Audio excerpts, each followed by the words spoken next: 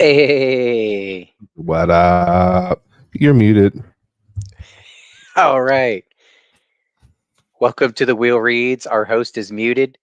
They don't like us already, guys. Oh, my bad. I could have sworn I clicked that button. All right, welcome to Will Reads. We're your Y'all are much hosts. more We are handsome. totally competent and know what we're doing. Totally competent, for sure. Welcome to the Will Reads. Oh my goodness, I haven't seen your faces in so long. It's been a minute. Yeah. But yeah. Whoa. Just know, obviously, those of you all listening, you hear different voices. They're filling in for Alan tonight. So Alan set the bar. So you only have to get past Alan's bar, which you guys should be just fine. You already are. It's pretty good. Yeah, you're winning. They came sober. They're already up one. Oh my gosh, how's everybody doing in chat? You feeling good? We got a few people. I did know such thing. It's true. His face is fluffy. Very fluffy. I actually trimmed it a little bit today. She took off more than I wanted to, but she assured me that she had to get the shape right. So I'm going to trust my groomer. Yeah. It looks phenomenal. I'm jealous. Yeah. Thank you. Thank you. Makes your mouth look really big, though. She definitely trimmed this up quite a bit, which is nice. Every time I would take a bite of food or sandwich, I'd get a half a bite of mustache in there. So it's nice. I ate dinner tonight without like eating any hair, and I was like, this is great. I don't know. I feel like you two could have like a beard off. He would win 100%. I have not trimmed mine in 4 months. Yours comes in pretty full, though. It looks good. Normally, somebody that could get the fullness like yours, they could get the length too. But yours gets to a point, it's just like, no, I'm good. It stops. Yeah, literally. Okay. And like you can tell, this hasn't grown back in 4 months. So like you can see this I shaved off, and this is all I've had in 4 months of growth. Oh yeah. Well, you're saving some money. I mean, you could always trim it yourself, but once it gets this big, I got to have somebody else line it up. And the cheapest place, it's like an extra $15 on top of the haircut. So, Yeah. Alan wants to be a part of this so bad. He's over in the chat. Well, my beard is back as well. Nobody cares about probably sitting down for the first time today. Probably. Listen, Alan, you're B team tonight, Alan. Okay, the A team is here taking care of business. Handle the chat, bruh. Right, that's right. So what have you guys been up to besides beard trimming? Oh man. Let's see. Well, we had a couple weeks off, right? At least one. Yeah, was it 2 weeks off? It's 2. Mm-hmm. Yours is probably more exciting than mine. Although Meredith bought a house, and so I was helping her move. I've done quite a few moves, grown up in a Navy family, and then I was also Army, and I've bought multiple houses in my life. So I've got moving down to a science. So I gave suggestions on how we should go about doing it. And she thought it'd be more fun for her to do it the way she wanted to do it. Which turned into, nobody knows until you do it. After you've lived somewhere for a while, nobody knows how many last minute small things there are until you've done it, right? So after all the main stuff was moved, she was like, "Oh, you could just ferry the rest of the stuff back in your car. We don't need the truck." Blah blah blah. That turned into like 20 trips for me. Yep. Um, Fully packing Yep. the SUV. Now not in boxes. Now we're putting it in grocery bags, garbage bags. We're just throwing Totally. stuff in the back. Um, so I did that, and it was, I mean, exhausting at the time, but it was hilarious because I just kept zinging her. I was like, "So if you ever move again, we gonna box stuff up?" She's like, "Oh yeah, definitely." I'm like, I will say, we moved what now 4 months ago? 5 months yeah, ago? Months ago. And me, organized, planned, bought 30 different bins, had boxes, packed all the heavy stuff up, got it downstairs to a storage unit to make it easier on the movers that prepped I and came ready. in. Prepped and ready. I had 3/4 of our apartment moved in 3.5 hours. The Wow. remaining 5 hours was the stuff that I asked a certain somebody, and I'm not throw her under the bus, to take care of. I gave her a month's time frame to do. And And literally the day of, my moving crew was sitting there throwing. I had a bag full of tape, like literal tape, because I bought tape tape for marking paint, and I did this and did that. Like, I had a bag full of random things that came out of the kitchen that also had stuff from the bathroom that I'm still going through these random bags yeah, of It's true. it's the backside too. The stuff me and my boys helped with the packing up was, all common items from the same room that's be going to the same room and labeled, right? So that stuff at her Mhm, new house has already been unpacked and put away. Everything else is, like you mm, said, the catch-all boxes. It's got random mm, stuff from 6 different rooms, and mhm. half of it, she's like, "I don't know, I think I might get rid of it." I was like, that routine should have been 3 weeks ago," you know? Yeah, like, if it's But in the bag and you haven't seen it in 3 weeks and don't remember what you're missing, throw it away. let it go. But it has been fun though, and she has a very cool house. And I like to tinker, fix things here and there. And she had a couple things like putting in her Ring doorbell and swapping out the locks and doing the push button, the digital stuff, and Mhm, yeah. fixing some door jams here and there. These are things she's like, "Oh, I didn't know you knew how to do all this stuff." And that's because when we were renting together, and then she kept renting that same spot when I bought here. I'm not going to put money into somebody else's No, property. hell So when Yeah. no. we're renting, I'm not fixing No. diddly unless like we need it fixed and the landlord just ain't doing it. I don't fix stuff. But Yeah. tinkering over there has been fun, fiddling with stuff, little projects. I mean, it's in pretty good shape, but it was built in the '80s. Every house needs a little bit of love. So Totally. Yeah. that's been my life for the last week and a half, 2 weeks now. Cool. Well, 2 Sounds weeks ago, exciting. we were in Cancun. Uh, We had a Jealous. phenomenal time in Cancun. We went to Shanghai, we went to Tulum, so we got, like, the history, then we got the touristy stuff, and we were not all in an all-inclusive, so we managed to get out into we went there's, like, the hotel strip, and then there's the actual mainland, so we found some of the hole-in-wall restaurants on the hotel strip because we assumed that they were on the hotel strip, they're safe enough for us people, you know, and but and we were fine until we got back home. Now the last day, I went into the lagoon at Shalha, and we went snorkeling, and literally while I was there, like, all of a sudden, my ear kinda felt a little off. I didn't think anything of it. By Tuesday morning, I could not hear out of my left ear, and I was, like, 80% in the right. oh By no. Oh man. Thursday, I couldn't hear out of either ear. Yeah, now mind you, I got antibiotics Tuesday, like, right away, and I was like, "Antibiotics." Well, of course, I messaged Alan and Ian Monday night because that's when it really Yeah. kicked in, and they were, like, giving me all the tips for swimmers a year. It was like, "Hey, I need you to do alcohol, I need you to do vinegar, I need you to take Mucinex, and I need you to do ibuprofen." So I did all that, and it helped out because the pain I was in, like, came down enough for me to go to sleep. And then Yeah. and it was like, "And the next day, go get antibiotics." Yeah. Once it gets that bad, man, if you don't have a good antibiotic, especially if you've gone inner ear, it's just it's just miserable. When it tore my lymphatic system all the way up, the pain that was in my shoulders and in my neck, and, Look, like, I still have it, like, right now, like, I'm have my volume and my headsets down because now my ears are overly sensitive to the sound as they're coming back to normal and adjusting. So, oh wow, yeah, I mean, I don't know. If I had a choice of that pain or exploding diarrhea, I might choose the pain instead. I mean, I like true. exploding diarrhea because then I lose weight. I will take yeah, that all there's day. that. I will sit on the toilet for a day or two. Trust me. I don't I know. seem to carry more water weight in my older age now, so I could probably use that Yeah. every now and then.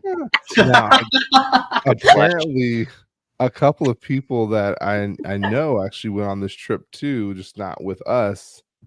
And one girl came back with a parasite. Another girl came back with a stomach infection. Another guy came back with swimmer's ear. I'm like, shit, do I need to go get evaluated? Like, Wait, she had an actual parasite, or that's code for she was pregnant? no, well, it could be that, but Because when you think about it, they're kinda, both the same. it's kind of what's happening. It is exactly what it is. You know, funny Mexico story. I threw up after drinking tequila a lot. The next day, like more than just a hangover. Come to find out, I was pregnant. So you know, it was a little bit. Oh, Hey, it does there you work. go. It works. Everywhere we were going, it's like, ooh, made in Mexico. You guys gonna be making in Mexico? I'm like, we're gonna enjoy our time in Mexico. Making nothing in Mexico. We don't think. Hey, practice makes perfect, you know. Mm-hmm. Well, awesome. My vacation was planned perfectly, though. I mean, we spent, to be 100% transparent, we did one of those little hotel like review things. So it was like $299 for the 5 days, 4 days, 5 nights, whatever. We spent $100 on a $300 excursion, and we ate really inexpensively. So let me tell you, we thoroughly enjoy, and you know, I love my wife, and so it's nice to have somebody that'll sit on the beach with me and go, "Did you see her body?" And it's like, "Yeah, God." And then I'll go, "Did you see his body?" And she's like, "Really?" I'm like, "Yeah." She's like, "Yeah, I saw it." I said, "Okay, so you are looking. We're gonna have a problem here." It's But you don't go blind once you're in a committed relationship. Exactly. You know? You still have your eyesight. Right. No, it's like being on a diet and going to a buffet. Look but don't touch. Yeah, exactly. I don't know, Skeeter, how have you been? Yeah, relatively well. Just living and working. I like the goatee. You know, yours is in there really nice. Yep, good form. Yeah, I did. I go a little bit more scraggly than you guys, but you know. Right. Namise, yours is coming in. No, I feel like I should have put I'm on kidding. some sort of face hair for this program For tonight. real. Fake beard or something. Just pull the hair around and like. Yeah, hair. Oh yeah. There it is. Wait. You're ready. I'll just do this for the whole time. It's fine. I must ask you a question. Well, friends, this is a huge prologue. Shall we get into it? The biggest. It was so big. There's other prologues, but this is the biggest prologue that there is. And when you look at the other prologues, they're not as big. And I know prologues. This is a big one. Yep. That's what she said. Michael, please. Well It's a big prologue. I think it's time to rewatch The Office. Pull out that extended set. So, were you guys pleased by where we started in this book from the last book? Oh my God. So I'm going to start by saying we are a book ahead of Chanel now because she kind of like gave up. She did read New Spring. Right. So she took the advice of not going without that not reading without reading that first. I looked at her and I'm like, I'm a book ahead of you. Ha ha. She's like, don't do that to me. I did not do that to you. Do not do that to me. I was like, but I gotta tell you. She's like, what? I was like, you gotta hurry up. She's like, what do you mean? I was like, the prologue alone in this book makes up for the last two. I said, don't get me wrong, the one before this one was good. And this one just kind of recapped it all. It bored me because of that. But then the prologue put a nice bow on literally everything. Yep. Everything. And the last book, we were just guessing all along with very little new information. and already in this prologue, we have new information in each one of these scenarios, and we're kind of pushing in a direction now. So I feel like we got momentum again right off the bat. Yeah, Right. bing, So bang, much boom. information. Yeah. Like, So much. Yeah, I mean, most of the last book was kind of catch up, right? Like, yeah, and now we're ready to move forward. Yeah, And a it's book crazy of because remember he when this answered- happened, and we're like, yeah, we Yeah. remember. Give us something else. And then he's like, but remember when this happened? We're like, yes, come on, just. And then do literally something. in a 4-hour, by the way, that was Dark Friend Magic via Alan, a 4-hour prologue. He didn't say anything. Just, we're gonna do the prologue only. That was what he told us 3 weeks ago. We're just gonna Right. do He the is the prologue Dark only. Okay, cool. Prologue, not a problem. Hour and a half. Listen, no, 4.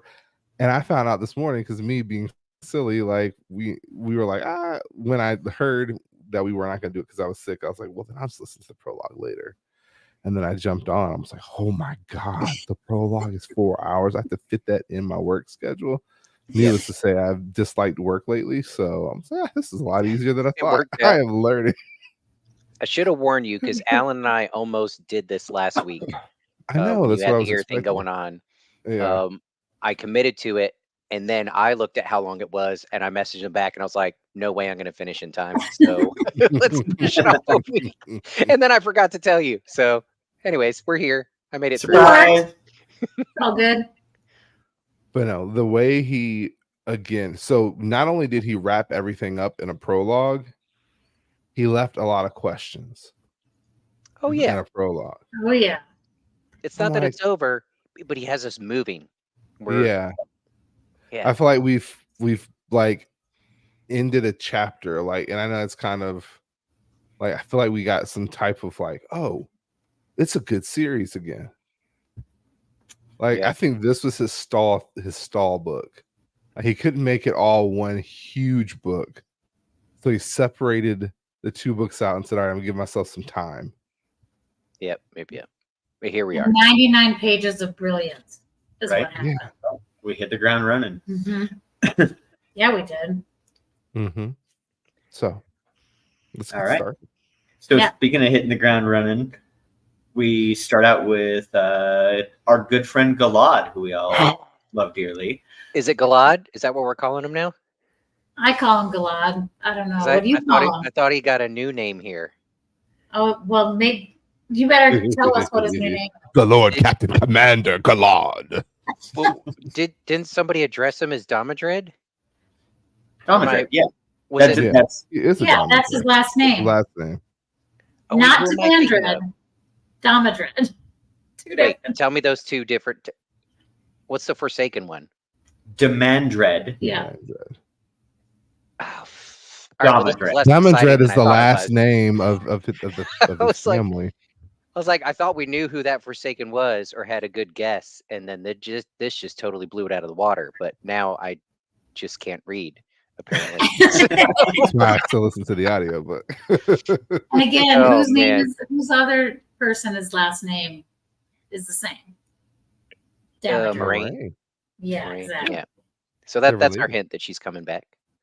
That's good. we already know she's coming Maybe back. she's When do just you guys coming think back she's through coming Galad. back? Right? You know, like It could he's be. carrying her spirit with him. She was secretly Demandred the whole time. Right. She was Demandred, obviously. Well, I mean, it would be awkward if Glad's the one that makes her come because they're related. That would be really weird. I don't know, but I'd still be excited to see her. It's gonna be Tom on a white unicorn.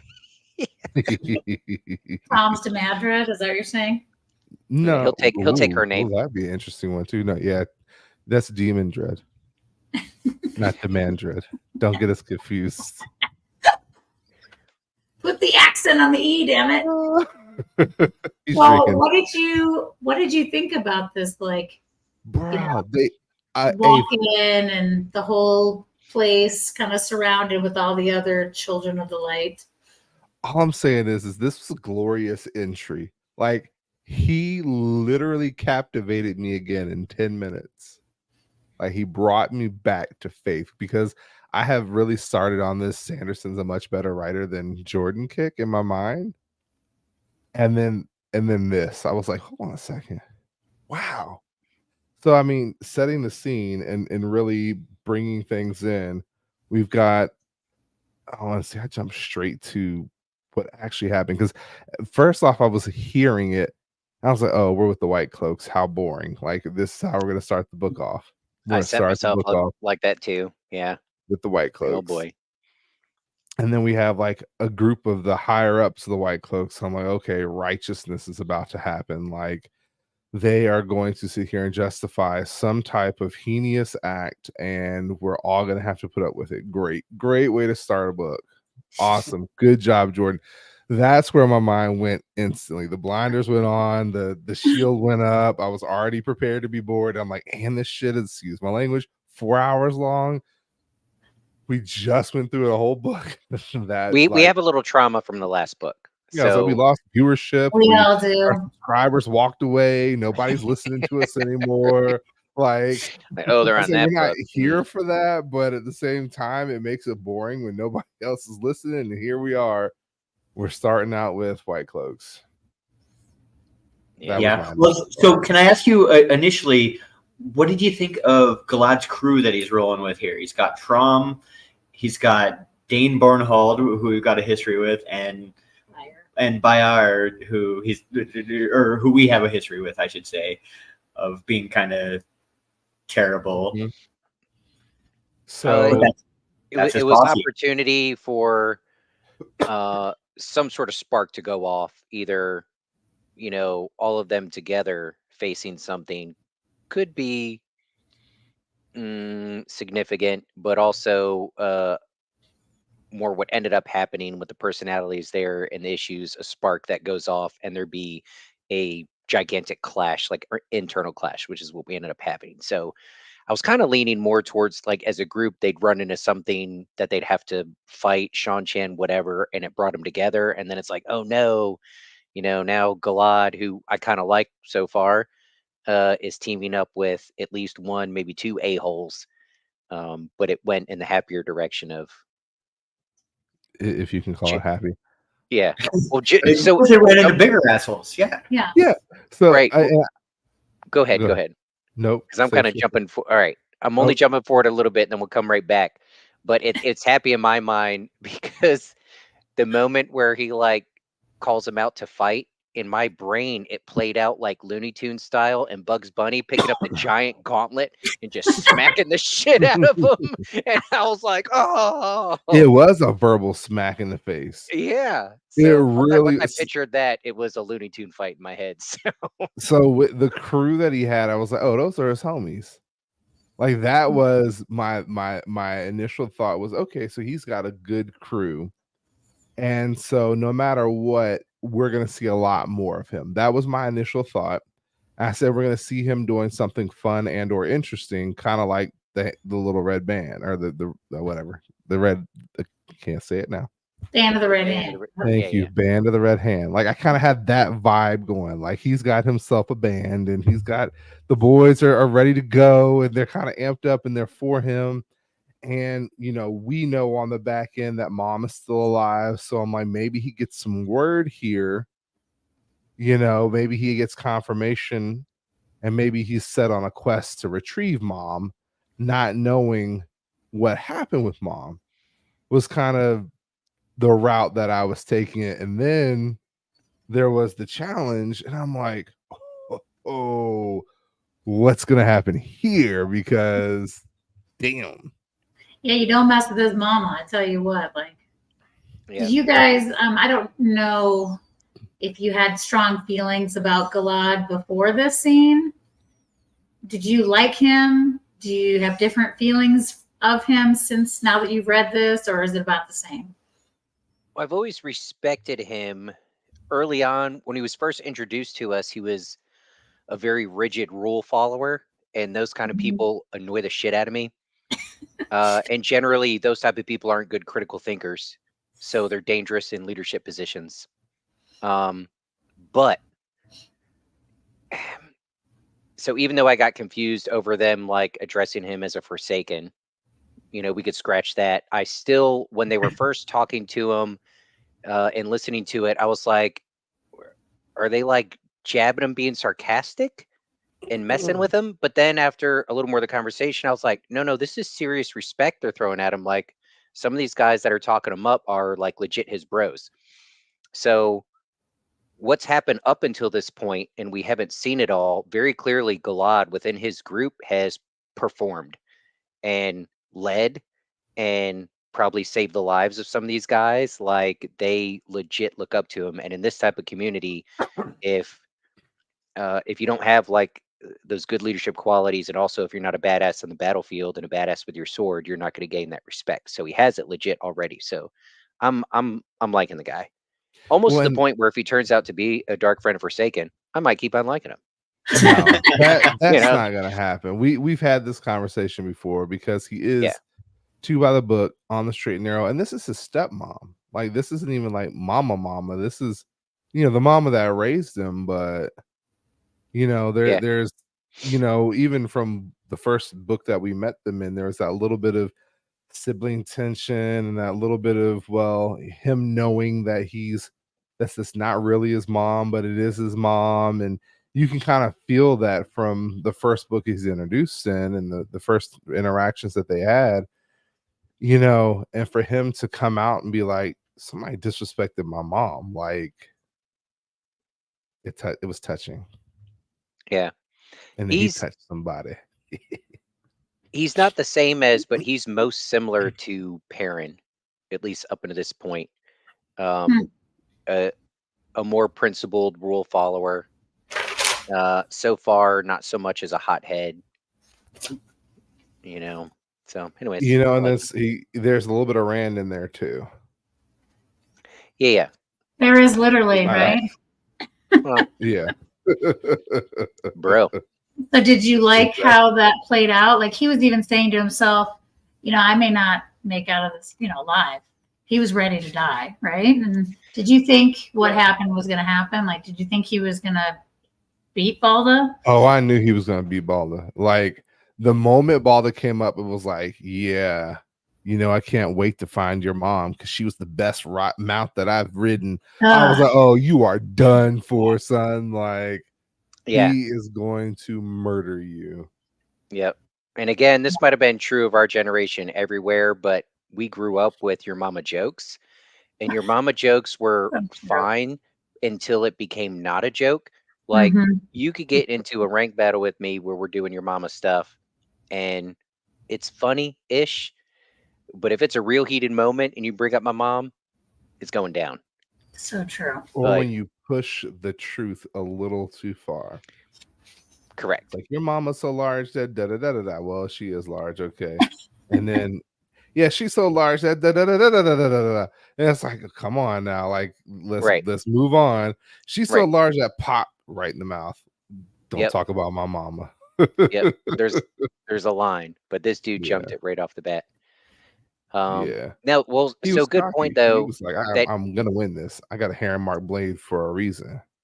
Yeah, but but Galad goes in there like you said, like what it doesn't matter like winning or losing. Clearly he wants to win, but losing's a possibility. But it doesn't matter. The principle of it is we are going to. This is where I'm standing my ground right here. Going back to him being a very principled person, I respect that in him because on the one hand, I teach my kids, it's kind of a paradoxical, like you don't fight unless you know you can win, but also you do everything you can not to be in a fight when you know you can physically dominate that person, right? Yes. But there is a time and a place where you fight no matter what. And those lines are different for everybody, I'm sure, but they do exist for some people. So yeah, I got love for him. I like it. Well, and then it wasn't just about. Sorry, he's trying to apologize. He's been a jerk all day. He's harassing his sister, and I had to spank him earlier, so now he's apologizing. No. Hey, leave her alone. You spanked her? Oh, I spanked my cats. That's a boy. Oh, he understands. Yeah, he understands. I treat animals like animals should be treated. I bet you he has moments where he's like, I shouldn't do this, or Dad might pop me, and he's like, fuck it, I'm gonna do it anyways. Just like Galad. Like, I might get popped here, but Dang, it is I'm gonna worth it. do it anyway. Cats Yep. be cats. Yeah. Mm-hmm. Yep. But no, I treat my cats like dogs, and it's turned out quite well. I tell them to go to bed. They head straight upstairs. They go into their room. They wait for me to tuck them in. Like, Aw. I tell them, quit messing around, and they separate from each other. And yeah, Don't I don't don't play get that. Dad angry. Yeah. Stop it. Dad's gonna come in here. When Chanel was away the whole weekend, I had no problems out of these cats. She comes home Sunday, all of a sudden the shit hits the fan. I'm like, go back away. Like my house was quiet. But no, back to the story at hand. Like I said, I feel like the other aspect of this whole battle was Galad is trying to free the White Cloaks from what Baldo wants to do. Like he's like, I don't agree with us fighting alongside or the Shan-Chan, or we should be fighting against the Shan-Chan, which ironically is counter to what the rest of our crew is trying to do right now. So I found that very entertaining and highly interesting, because we know that literally everybody else, all the Taviran, are making some sort of a pact with the Shan-Chan. Just because everybody else is doing it doesn't mean it's the right thing to do. Correct. And we know Galad has all decent about what's right. instincts, right? But his focus also isn't on the greater battle yet. So I'm wondering, will he get there, or will he become a problem that has to be dealt with later on? How is that gonna transpire? Like, I'm hoping that that's not the case, but I mean, I think they say something about it at the end there, about when after he wins, like about aligning with the witches, and he said, "I'm going to do that." And that part. So I mean, he's already ready for that last battle, ready to make that sacrifice as a white. But not with the Shan-Chan. So that's going to be interesting too, because we're going to have the White Tower splitting again, because we're going to get to this later on. But we know what the Reds are about to start doing. And we know that the group that they're going to connect with is also trying to connect with, well, depending on which group of them they connect with, half of them are going on one side, half of them are going on the other, depending on if they're with Talmanes or with Rand. And then if they're going with Rand, they're going to be connected to the Shan-Chan. So it's going to be, again, I mean, my mind, it's spinning because I'm seeing all the dots trying to connect. And I'm like, well, that's not going to work. And that's not going to work. And that may not work either. So thanks a lot, Jordan, for now pulling me into this conundrum where I'm like, how is he going to make all this shuffled work? up? Yeah, it could get messy and complicated, possibly. Oh, it's gonna get messy and complicated. Nah, it'll be fine. We're just gonna go in. We'll win. It'll be great. Easy peasy. Done. Books are over. There's good guys. There's bad guys. It's very crystal clear. Black and white. Choose your side. Well, and that's what happened with Galad. So they start this battle. Homeboy spins this sword around all fancy like. Galad gets a warning, like, watch out. He likes to bleed you out first before he kills you. And Galad takes advantage of that. Like, he's sitting here, like, striking his thighs. And Galad's, okay, I can see what he's doing. And let me just feign tired. And let me just... and he starts breathing heavy. And all of a sudden, all this, like, yes, I got him on the ropes. And he goes in. And Galad's like, gotcha, bitch. Boom. Yeah. Wow. And guts him, like, I mean, straight across the stomach, intestines coming out. Perfect image of somebody. Like, the moment he was like, yeah, what I did to your mom, I'm gonna do it again. I was like, he is done. Gut him. And I literally thought he's gonna gut him. And then he did literally gut him. So yeah. And we heard early on in the series that Galad is a remarkable swordsman, right? And it's been talked about time and time again. So there's really no way you build that into the storyline just for him to get to, from our perspective, the first real sword fight. But was lose? this? I mean, come on. But that being said, this wasn't due to his ability as a swordsman, but as a tactician. Little both. Probably more the strategy, the tactics. Yeah, because the sword-wise, he was losing horribly. I think that's what made the difference. I was going to say, like, speaking of cats, like, going into this battle, Valda goes in cat crossing the courtyard, arrogant as fuck. Which we know is just for show. And doesn't help you. Yeah. But it's also part of his attitude. It's part of him trying to poke at Galad, and like the same thing. He's a sword master. Like, he earned his sword. Like, was elected by 5 unanimously. Like, he is good. Like, I would walk that way too.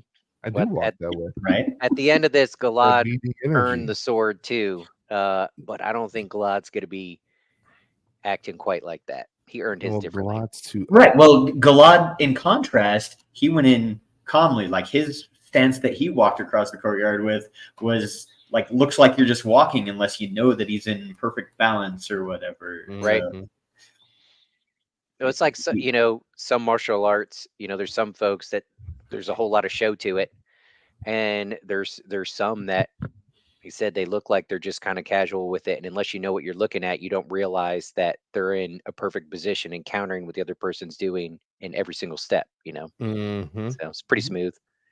Little drunken tiger. Yeah. So Little drunken tiger. Jackie Chan. Right. So we have the thing. Another thing I think worth mentioning is like the way Trump steps up and just like stomps on Val's like, yeah, these are going to be the rules, and Trump's like, no, actually, You can't make I'm the running rules. the show here. You'll walk up here when I say, and blah blah blah. Like he's gonna like put him in his place and like set that up. I think that helped even the field a little bit for Galad. Like,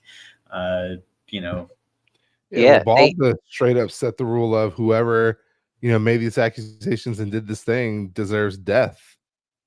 He set the scene for his own death. And then Homeboy finished it off. So right. Yeah. And they have their own internal rules and traditions. So when it finally came down to this happening, it was nice that there was somebody there that knew the rules and was a stickler to them and was like, all right, at this point, fair's fair, and the light's going to show us what the truth is here by the outcome. And like you said, took away any advantage that he might have had in trying to leverage the rules against him or make it more difficult. Mind you, literally while all of the battle was going on, half the higher ups were like, "Oh, I think he's gonna lose," and they pieced out. Like, we're gonna run to the High Lord Captain Commander to make sure that our asses are covered. Essentially, we're gonna go snitch. What happened? Yeah, we're gonna go snitch. Yeah. And of course, with his winning, he not only gets the hair and mark blade, but now he's the new Lord Captain Commander based on their laws. Well, so going back to why I'm liking Galad more and more, he has the opportunity to leave, get his pardon, which will last a little while unless somebody decides to chase him, and all that jazz. And he's like, "All right, what about these guys? What about everybody else with me?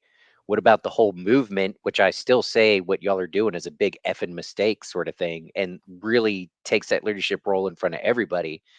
And that's when they all kind of responded with like, all right, so what would you have us do?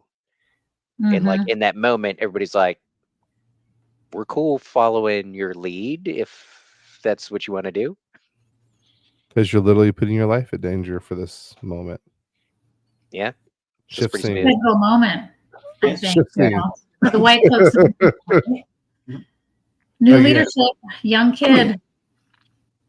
Untainted. A nice bow. All right, so one more question for you guys. Part of what we know about Galad is he always does the right thing, right? We were just discussing this as far as he sees it. And his whole, a good portion of his reasoning behind this is the fact that he thinks Morghese is dead. True. And as much as we love to see Valda go down, like what do you think about that being his motivation for, or at least a part of his motivation for this fight? Just in general, or like comparing it to the result that he just killed somebody over it? I mean, both. Take it as you will, I guess. I think dude deserved to die anyway, so all's well that ends well. If you have the same faith that they do, then the light decided it, and the light also deemed that dude should get smoked. So that's 2 checks in the glad he's dead column. I mean, I wonder, so being that he's such a stickler, I wonder if and when he finds out that his mom is alive, if he'll have some sort of guilt. But he did. So that was the point I was going to make. Balda confirmed that she was still alive when he That's last true. saw her. As far as he when knows. he last Yeah, saw as far her. as I know. And he still didn't And have you an issue know, finishing them off. Galad assumed she was dead in that moment. So like he's like, there is still some hope that she could be alive. He was more or less fighting for her honor because he wanted to avenge her one way or the other. And so what he did, in my opinion, was perfect in his mind. I mean, It might- rape is just as bad as murder. So, I mean, Yes. or perhaps worse. worse, depending on who you talk to. But yeah, Exactly. So, I can see this. Yeah, but Yeah, I think there's a fair amount of people that would agree with that. Yeah.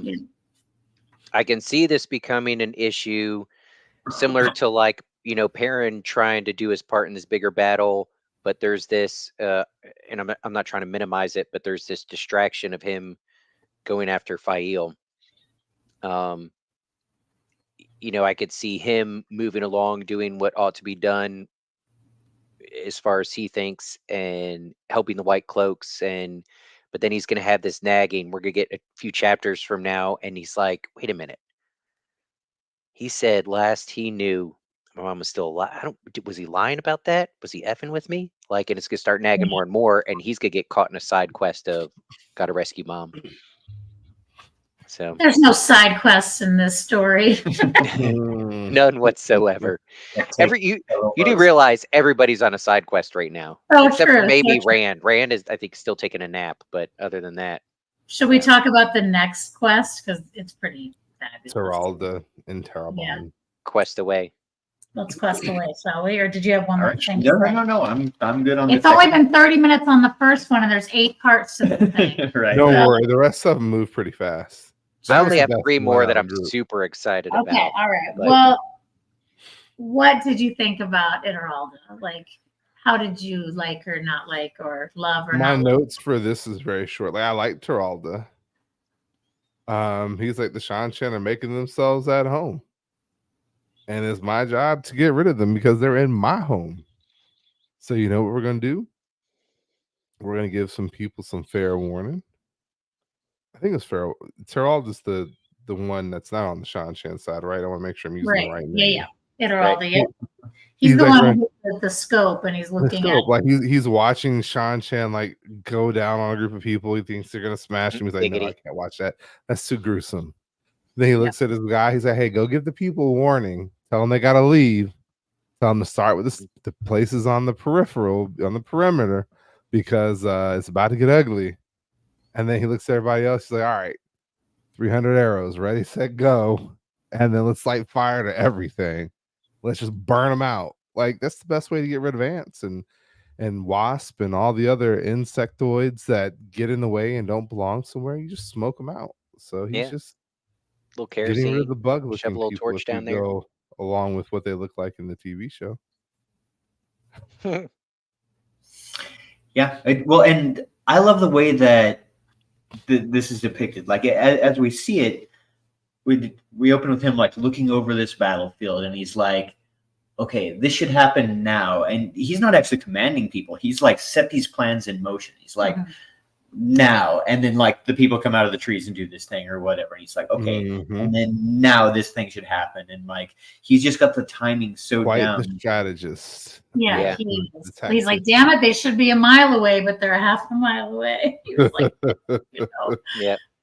Very OCD, well, all of that, but he's I guess you could say utilitarian.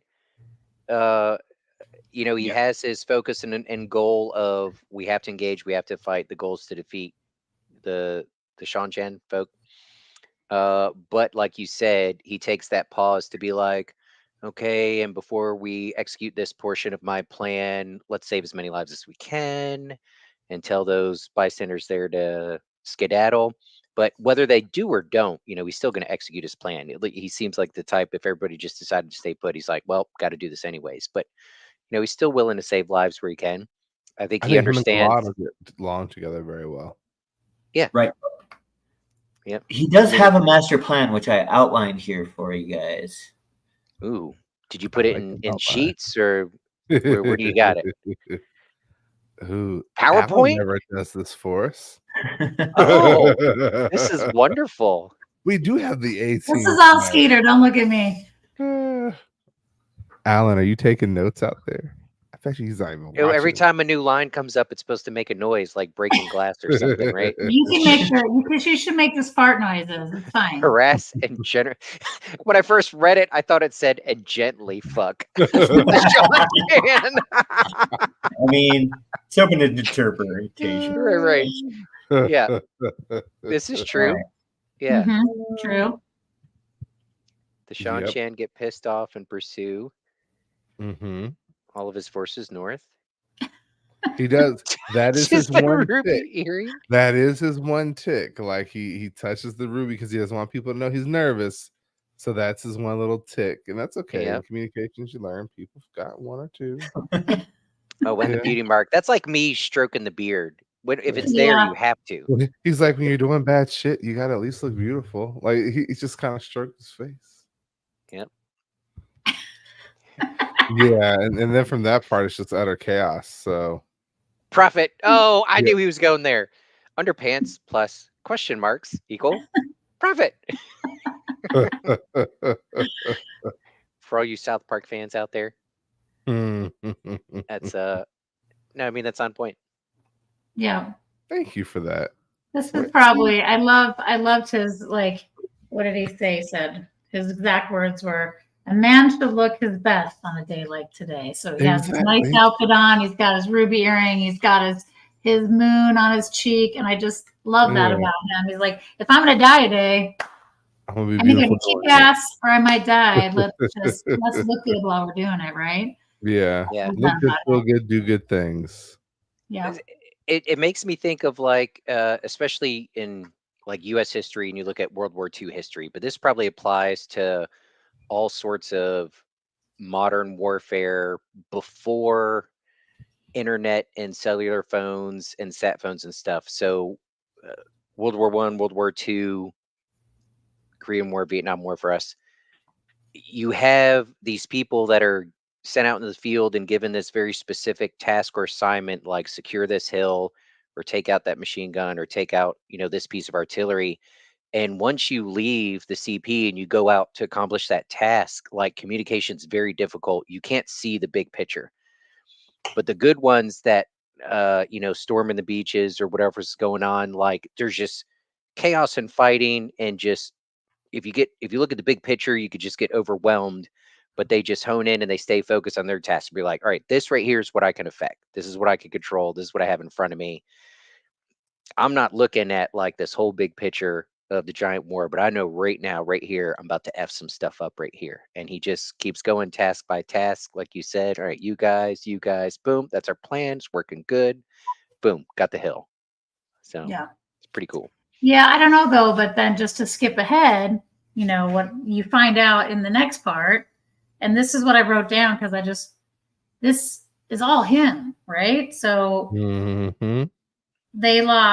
the Shan Chan lost 7 supply camps, 21 small camps, 20 supply trains, 11 patrols, 17 outposts, and there were 15 skirmishes, all from 200 to 500 men.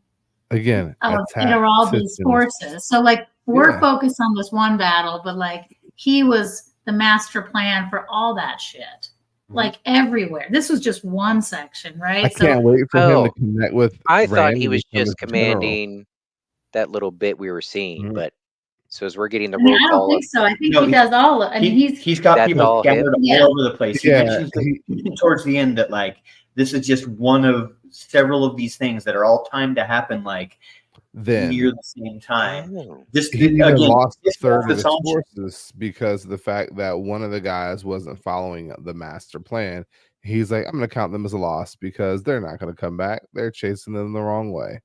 They zigged when they should have zagged. All right, writing them off. Okay, well, he's more of a badass mastermind than I gave him credit for. Yeah, he's right. Badass. Well, and the closing paragraph to that section I think is important. Like riding down the hillside, Iteraldus smiled. If they saw the trap, because he just talked about how he's laying this trap for the Sanshin, he's trying to get them. I've got another trap. Suck him in. If they saw the trap, then he had another plan already laid, and another behind that. He always looked ahead and always planned for every eventuality he could imagine. Short of the dragon reborn himself showing it suddenly appearing in front of him, he thought his plan would suffice for the moment. Correct. Plan after plan after plan after plan. Love it. Yeah. Getting it done.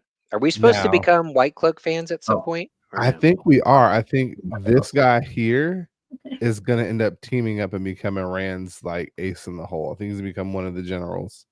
Yeah, between him and Galad, I mean, there's starting to be some things to like. Mm-hmm. Yeah. Barely, but He's called the Little Wolf. If you guys hadn't talked about that yet, it are all done. Yeah, I remember hearing that. Yeah, It didn't stick in my brain though. But I love him too, Dana. One of my Whoa! favorites.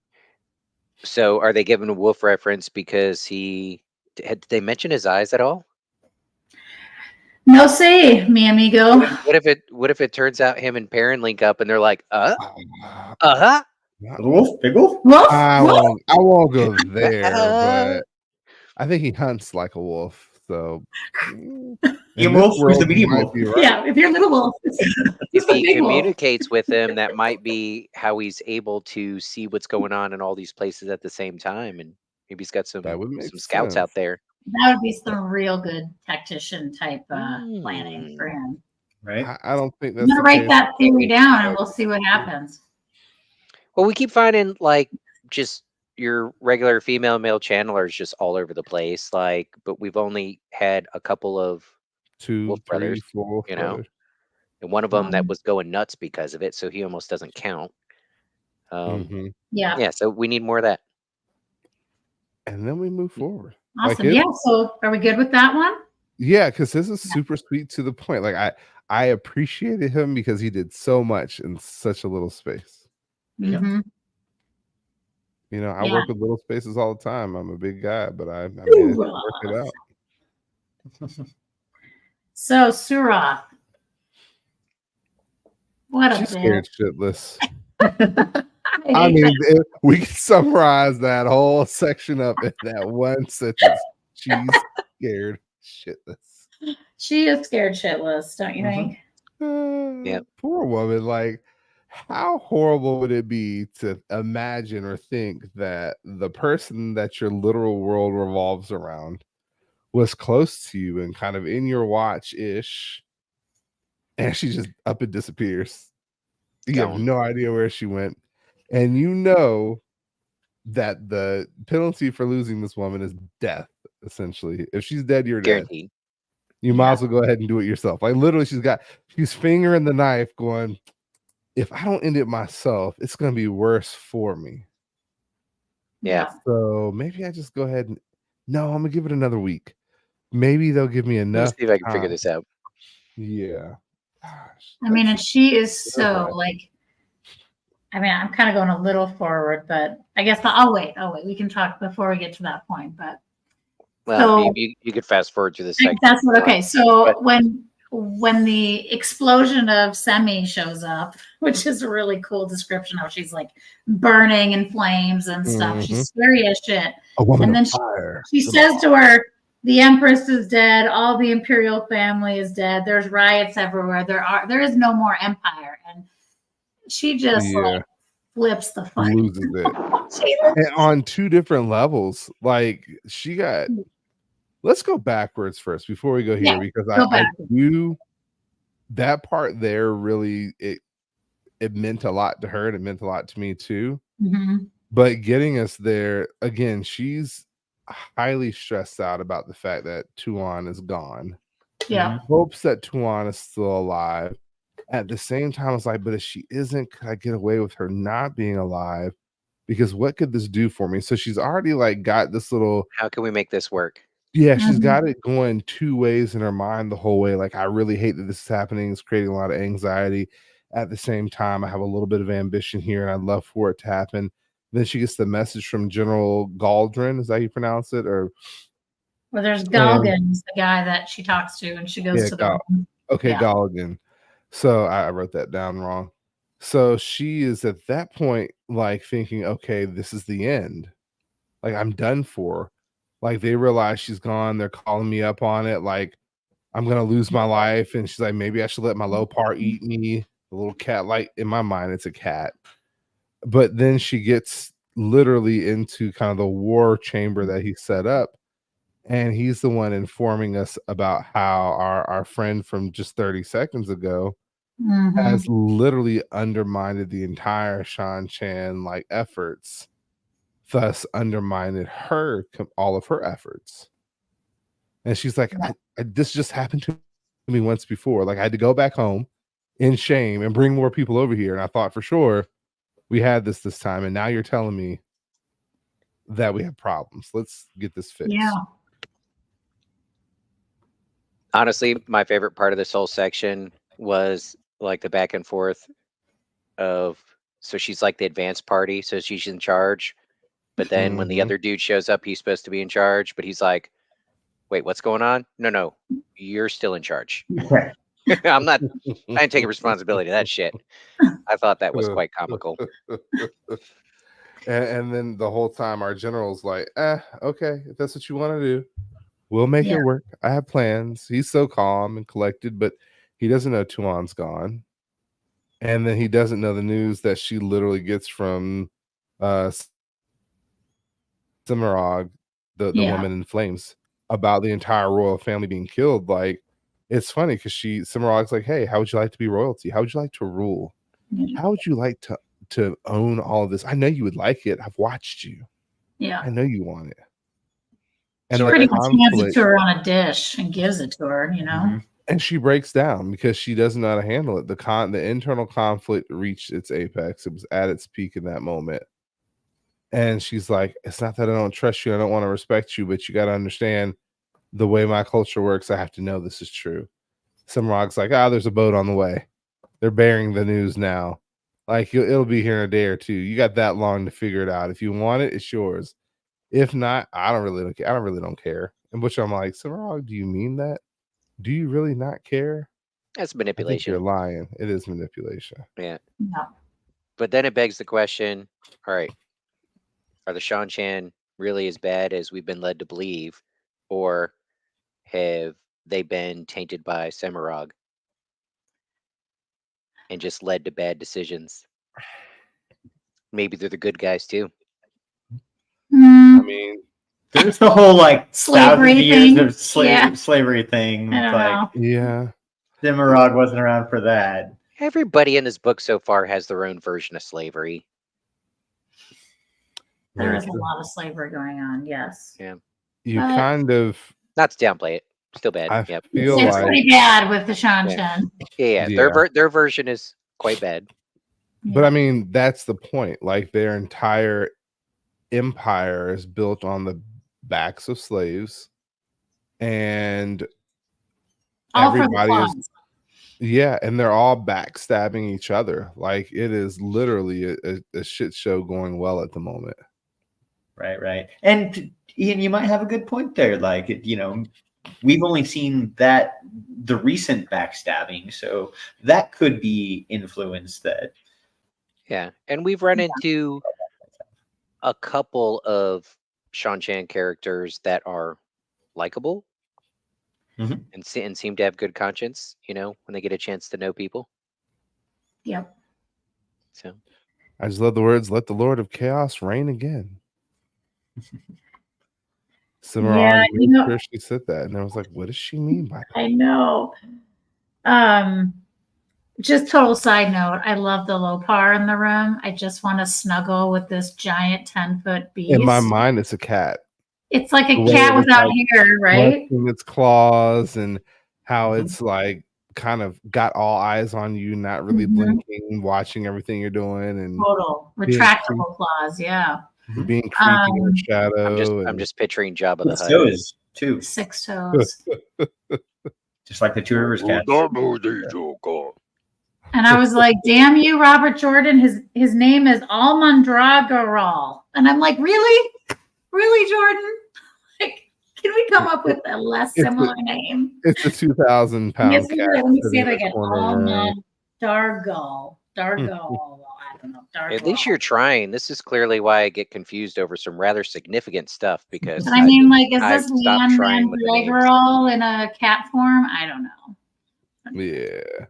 Giant hairless tiger with scales. Yep.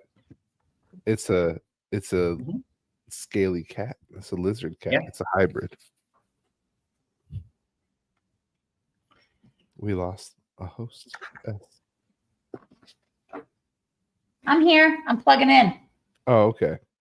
Yeah, But yeah, I we just mean, need additional you need luggage. some If juice. I look distracted and looking up, it's because I've got the Olympics going on and the TV behind the laptop. I should turn it off, but I Man, can't. we've had some great action on the track and field side. We had some great action all the way around, and some of these stories are amazing that's happened Did you recently. see our female discus? I saw her finals. Man, No, I didn't see it. impressive. Yeah, I mean, so what I saw was a clip of her turning out the back of the circle, and the way and I've been following her for about 5 years now, so I'm not new to her. Okay. She was But the phenomenal. way she came out of the back of that circle, I've watched her progression videos and I watched her training video. Like, I'm a fan, Yeah. and she was dialed in. And I don't know how well she did. I don't know if she won. I don't know if they lost internet. Oh, Maybe. they might have lost power. They were running for a Yeah. power cable. I don't know how well she did. I don't know if she broke her PR, broke any records, but looking at the image of her coming out the back, I was like, that's perfection. If she finishes that, it's going to be great. We commented that her reaction, it was funny. She didn't have to wait for it to land. She knew.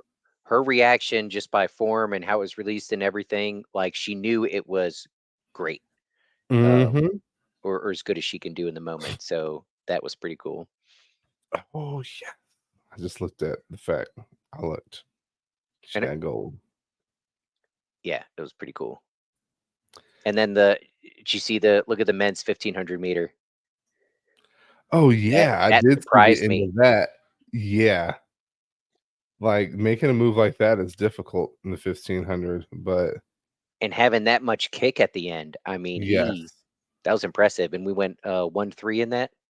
That's pretty Mhm. cool. Oh, Of course, in in the men's 100 meter, 200 meter. Bro. Now, we haven't seen the 200 meter final yet, but the 200 meter semis, I haven't seen the final yet. If it's happened, I need to go look. All right, I won't spoil too much for you because they're all worth watching. Wait, has the final for the 200 happened? For the men's, I thought so. Well, hold on. Let me at least. I'm gonna Google it now. No, I'm not. I'm gonna wait because if he won it, then that's great. It's throwing me off because people post stuff on social media throughout the day, and I'm like, oh Yeah. yeah. But then when I watch in the evening, it's all replay of stuff. But I try to go at it fresh. Yeah, the finals hasn't happened yet. That's August 8th. Okay. Yeah. So we got time. Now, if he's like, so Noah Lyles is the guy to watch, the one that won the 100.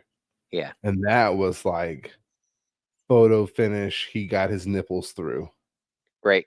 Like that's it. Homeboy you always learn you don't run the 100, you're running 120. Yeah. Because if you lean literally a hair of a second too soon, you could lose the race. And that's what happened. Noah Lyles would not have won that race It's all if about time in the Homeboy finish. had leaned at the right time. Yeah.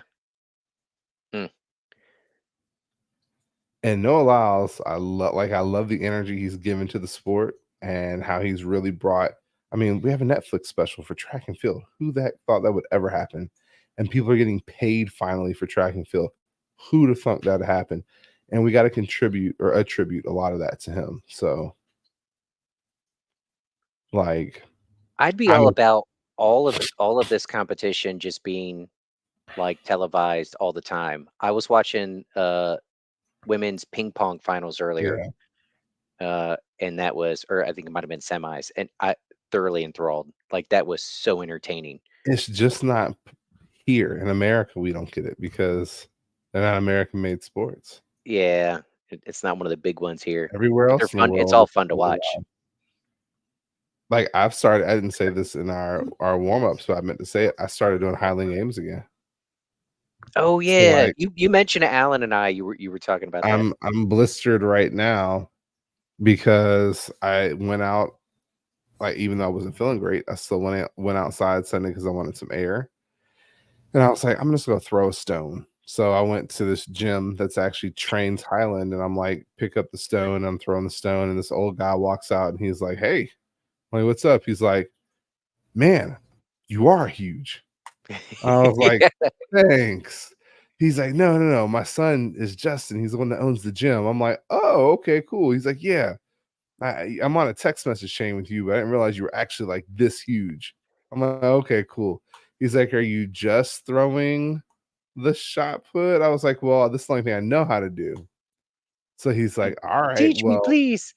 he's like, "Yeah, you don't really get to see this on TV much or anything like that." I was like, "I've been to one or two competitions, but I was too enthralled in the competition to really think about technique and stuff." So he's like, we pull out the light hammer, so it's 26 pounds. And he's like, "Here, this is what you do." And he shows me how to throw it. He's like, "All right, your turn."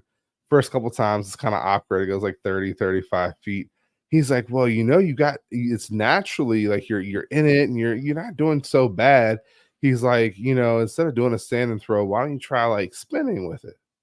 So my mind went, well, we have a 9-foot surface.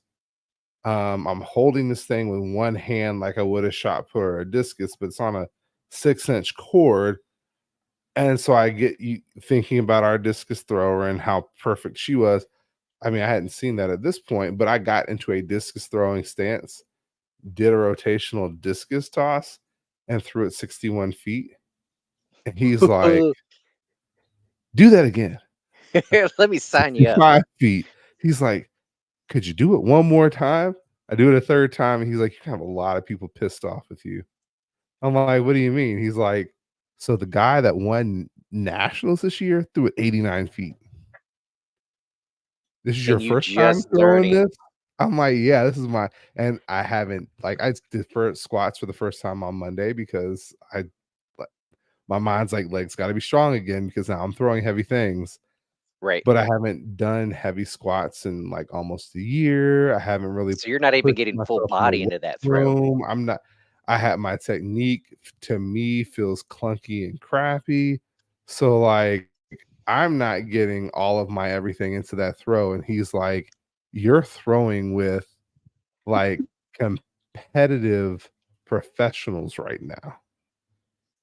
He's like, "Let's try the 56-pound over bar. Let's see what you do there." And I clear like 11 and a half feet, almost 12 feet. He's like, "With some practice, you'll be at 13 and you'll be at the professionals there too." So he's like, Ooh, "You know what? are you hooked?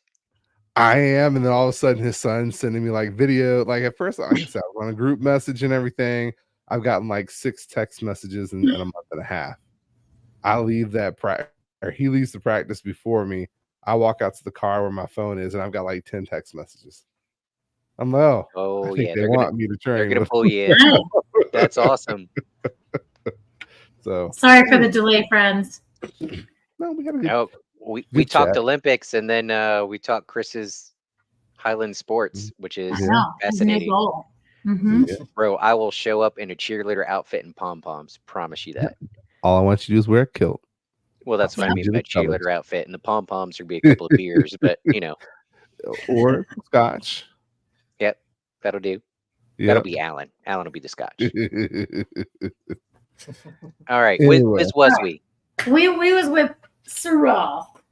I feel like we finished Oh right, Roth really. Are we Like done with Surah? Let's be done with that. yeah, yeah, we're we done danced with around her. it, but hit the high parts. Yeah. At the end of the day, she took the offer. She's gonna try to be queen. And so her job now is to find and kill Tuan. Mhm. And the only thing she realizes is like Tuan has some of her death watch with her. So somewhere there's some guards hidden that Matt knows nothing about. Like she's got a crew watching her back, waiting for the word. Mm. Did you think about that? Did you catch that in that moment? I The I Death breezed Watch past that. guards are always watching. Oh yeah. Suroth speculates that because they disappeared shortly after Tuon disappeared. Yeah. She's got some. Yeah. She has got some aces in the hole watching her back this whole time. And then she's got half an army walking them down now, trying to figure out where they're at. But if they're communicating through this Death Guard, she's got a little mini army. I mean, it kind of was alluded to at the end of the book that she's got some people because she really does just like take charge. But now it makes more sense to me. Again, Right. another bow neatly tied. Oh, I didn't even link that to the end of the book. Yeah, she was not so much the taking charge part, but just seemingly very relaxed in a dangerous situation. Like, no, don't worry, it's okay. Mm-hmm. That makes sense. I didn't feel she was relaxed at all, but that's just me. No, she's like, yeah, I made this decision, but she's still staying freaked out. In my opinion. Well, but yeah. Fair enough. We'll see in probably a couple of chapters. We'll see. Raffo. Right. Maybe next book. Right. And now we know a little bit of what Mirage is up to. Yeah, seriously. When was the last time we saw her? I forgot who she was, to be honest. Have we officially? I don't know. Or have we been speculating? Like the tea parties, yeah, that's about it. Right. That's really the only time we really have dealt with her because she kind of just stays to herself doing her thing. And this has been part of the thing she's doing, killing a bunch of Shanshan nobles. And she's like, oh, you guys are intrigued by this and intrigued by that. That's nothing. Killing these people, I could do that all day in my sleep. Yeah, it's just another day for her, I think, now. Yeah. She's like, you question whether or not I can give you the kingdom? Well, if you don't want it, I'll find somebody else. That's the other part. Is she playing with her? Like that would be a very dark friend move. She's gotta threaten her somehow, right? So she does her bidding. I mean, yeah. No, but I'm saying, did she really kill everybody? Like I'm ready to get into this. Yeah, you don't know, right? Even about that. Like, I don't know if we can trust her. She's a dark friend. She's Alan's crew. Yeah, it's true. So I mean, we have to go with what she says, right? But correct. All right. Well, so who comes up next? One of my favorite Reds. Good old Pavara. The good Red. I mean, there's probably some other good ones. Well, what's the woman that was once in exile returned to the tower? Yeah, I actually love her Reds so much. I call her Satsuma because her name is so close to a Satsuma orange. But it's like, I had to write it down because, again, I was like, Sutsama, but it's T-S-U-T. Sutsama or Sutama. Sutama. That's how Reading pronounces it anyway. But I call her Satsuma. I spelled it like Suthoma. Like I spelled it. I was hooked on phonics, so it just made sense to spell it that way. Yeah, I misspelled it in my notes until I looked at some textual form. I love her so much, by the way. She is a badass. She's just like chilling. Nothing's getting to her. Nothing can comes out swearing her ass off. But calmly. It's like mother's milk in a cup. Blood and ashes. It's just kind of. She's like, Dumas Wells is a failure. We all hate Elida. We're gonna condemn her. I'm disgusted over the Aes Sedai that are partnering with the Asha'man, but at the same time, I think it'd be a good idea to partner with the Asha'man. I mean, yeah, props to her for taking that in stride and being like, okay, well, we're just going to have to do this. I mean, Elida doesn't need to know, but we're going to do it anyway. This is Red business. And I don't know, everyone else has been so against everything and against any change. And from this person who's been outside of the world a little bit, outside of their world, and then just fuck it, let's do it. Right. And she's like, look, we've got Aes Sedai swearing fealty to the Dragon Reborn. We've got men that can channel who are clearly got a good handle on it. Loghain's been healed. We got women that have been healed and reconnected with the source. Like, we need to be able to figure this out. We need to partner with these people for no other reason than to figure out how they're doing it all.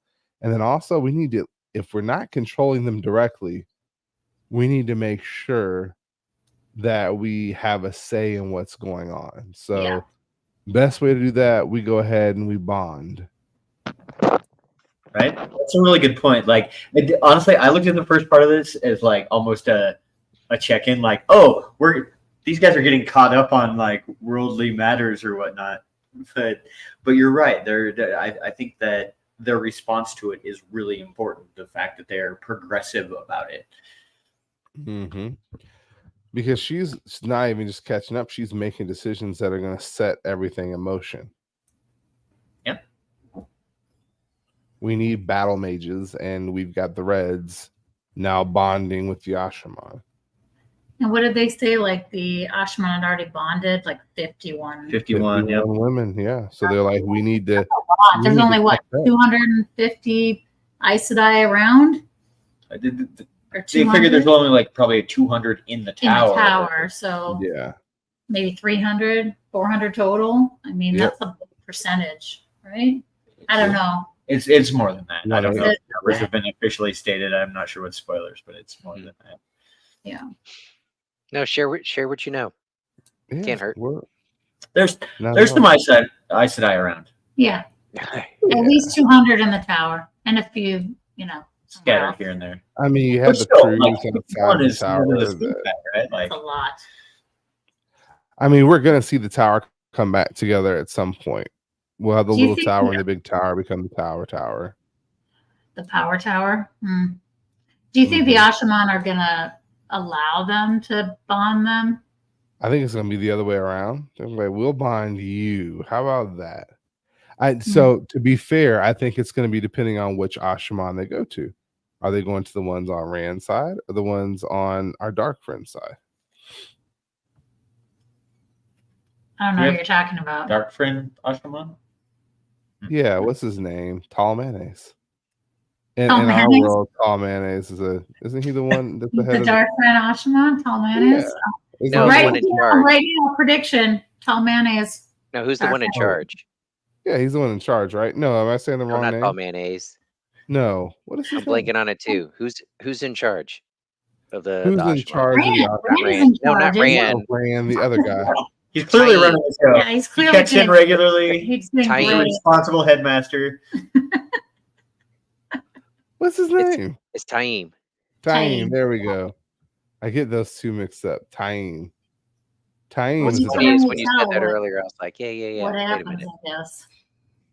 Yeah, Taim is a Dark Friend. So whoever, if they go to him, whoever is on his side, they're gonna bond the Aes Sedai. Whoever is on Rand's side will be bonded by the Aes Sedai. I just want to know what the difference is going to be like, because we know that men that get bonded get power boost. So do Ashaman that are bonded get power boost? Yeah. What do you think? I think they do. Do the female Aes Sedai get a power boost from the male Ashaman? The other thought I've questioned is like, do they get a power boost? That I don't know. Well, what about non-regular females that are bonded by Ashaman? Do they get the same boost as like? I've often questioned that too. I mean, I know I got a boost when I got married, so maybe. Hell yeah, you did. Right now, what are our examples? I mean, we have Rand and and Rand's like Elaine, but they haven't really fought channeled next to each other in close proximity. Like a polycule mortar situation, bond situation. Right. But we do have Birgitta, who is bonded to Elaine, who seems to get the warder benefits, although that's a female channeler still, but a female warder seems to get that. There's got to be some sort of power up, some plus up that gets unlocked. There's got to be some benefits. To be determined. Yeah. Yeah. If a couple books from now he explains it and he's like, and it was all for naught. They didn't really need to do that because it didn't do anything. I mean, That would that'd be be horrible writing. Yeah. Who's I mean, to- that's really it from this point of view. Is literally just all right. Mhm. We're gonna make this decision. We're moving forward. Yeah. Well, that's it for that part of the conversation. We do get a little bit more from Pavara because she meets up with Yukuri, and we talk about the Black Aja hunt a bit. Mm-hmm. Mhm. Well, the Black Asha kind of already know they're being hunted at this point. They're like, oh, somebody in the tower knows we're here. Okay, and Right. Well, This is only getting started. When you think about it, we've only just recently got to a point where non-Black Aja Aes Sedai are even starting to admit that Black Aja exist. Right. And then Mhm. among those groups that are willing to even admit it, there's only a couple that are actively trying to hunt and do something about it. So we've just scratched the surface of this issue. yeah, I Very say true. that, I, And I it's say, I getting say that, and then tricky. in a chapter, all the Black Aja die. But I feel like we've just started. Well, it's especially tricky in what we discover here because, like, we get a sort of bits of news, and one of those is that Talene, who is one of our known Black Aja people that Pavara and her friends have tracked down, have made like swear to them on the oath rod and done that tricky bit of business. She's got She called just up got- by the great people. She got summoned to the Supreme Council of Yeah. the bad guys. Mhm. She's like, And- hide me. There's only 3 He's reasons fucking why you terrified. Yeah. get. So they hide her Now we're- stuff her in the basement, basically. I mean, like, Help, how's that help, gonna I'm being oppressed.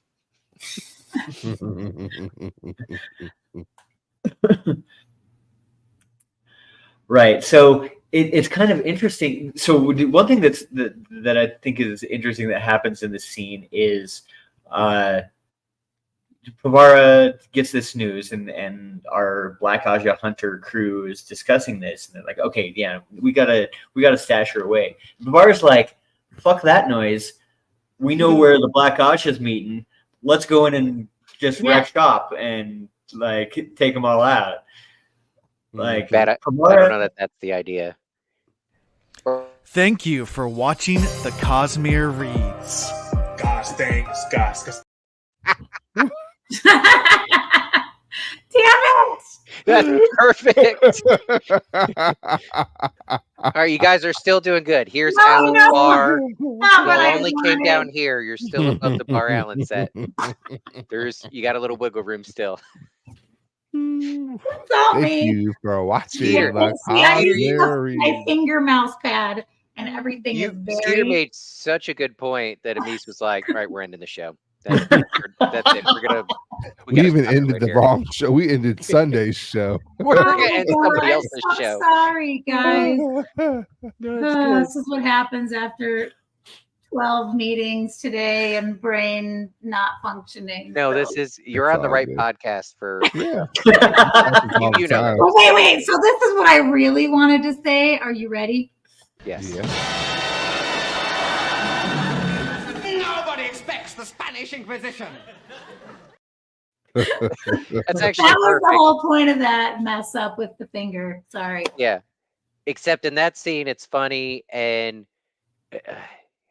we've run into this. Our Aes Sedai always seem to not understand / underestimate their opponents.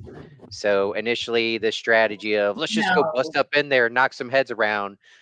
You should find out a little bit more about your enemy here and assess their capabilities before you do that. right. Totally. And the what's the name? The White Aja Cien, whatever her name is. Like, Another Actually, name. yeah, it's one of those things. I don't know. Actually, maybe we should consider all the factors here. Like, there's going to be a bunch of them. They're going to be watching out for us. Like, our team is a little unreliable about shit like this. So maybe not. There you go. Voice of reason. True. I like her spirit, though. Yeah, I just love the attitude. Just like fuck it. And this is why Pavara was brought in. Why she brought Pavara into the Black Aja hunt in the first place is because, if you recall, Pavara, her family was murdered by Dark Friends, so she's very like anti. Right, she's motivated. Yeah.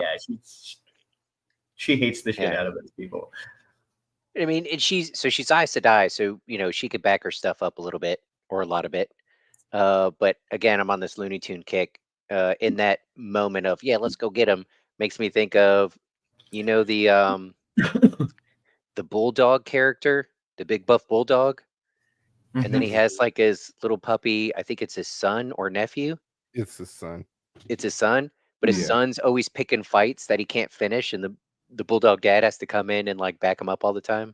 Like that's one of these moments. Like, man, let me at him. Like, oh, easy. You mean like Scrappy Doo? Yeah, or Scrappy Doo. Yep, that's a good example. Yeah, another one. So a quote from this that I want to point out too is like the other Aes Sedai like leans in and checks out Pavara's dress and is like, red, yes. I thought it turned green when I wasn't looking. Like because she's all gung ho about battle. I just thought it was snark. Clever little quip. I like the wittiness. So then, that's mostly what happens here. The one other important point is that we also learned that Alviarin got busted down. Yep. And that kind of changes things for our Black Aja hunters because they were operating under the assumption that Elida was not Black Aja because she instigated the Black Aja hunt. But it turns out, at least this is what our folks are assuming now, that maybe she wasn't trying to hunt Black Aja. She was just looking to get something on Alviarin. Mm-hmm. What do you guys think? She's definitely not Black Aja as much as I hate that idea. Like, so in my mind, like I said, the big tower, little tower get back together and Elida's still in charge. Like, as much as I hate that dynamic and hate that idea, I don't see her as a dark friend. I see her as a useful tool. She's strict for no reason, but at the end of the day, I think she's going to end up being what it takes to help for the wind at Tom and Gaiden.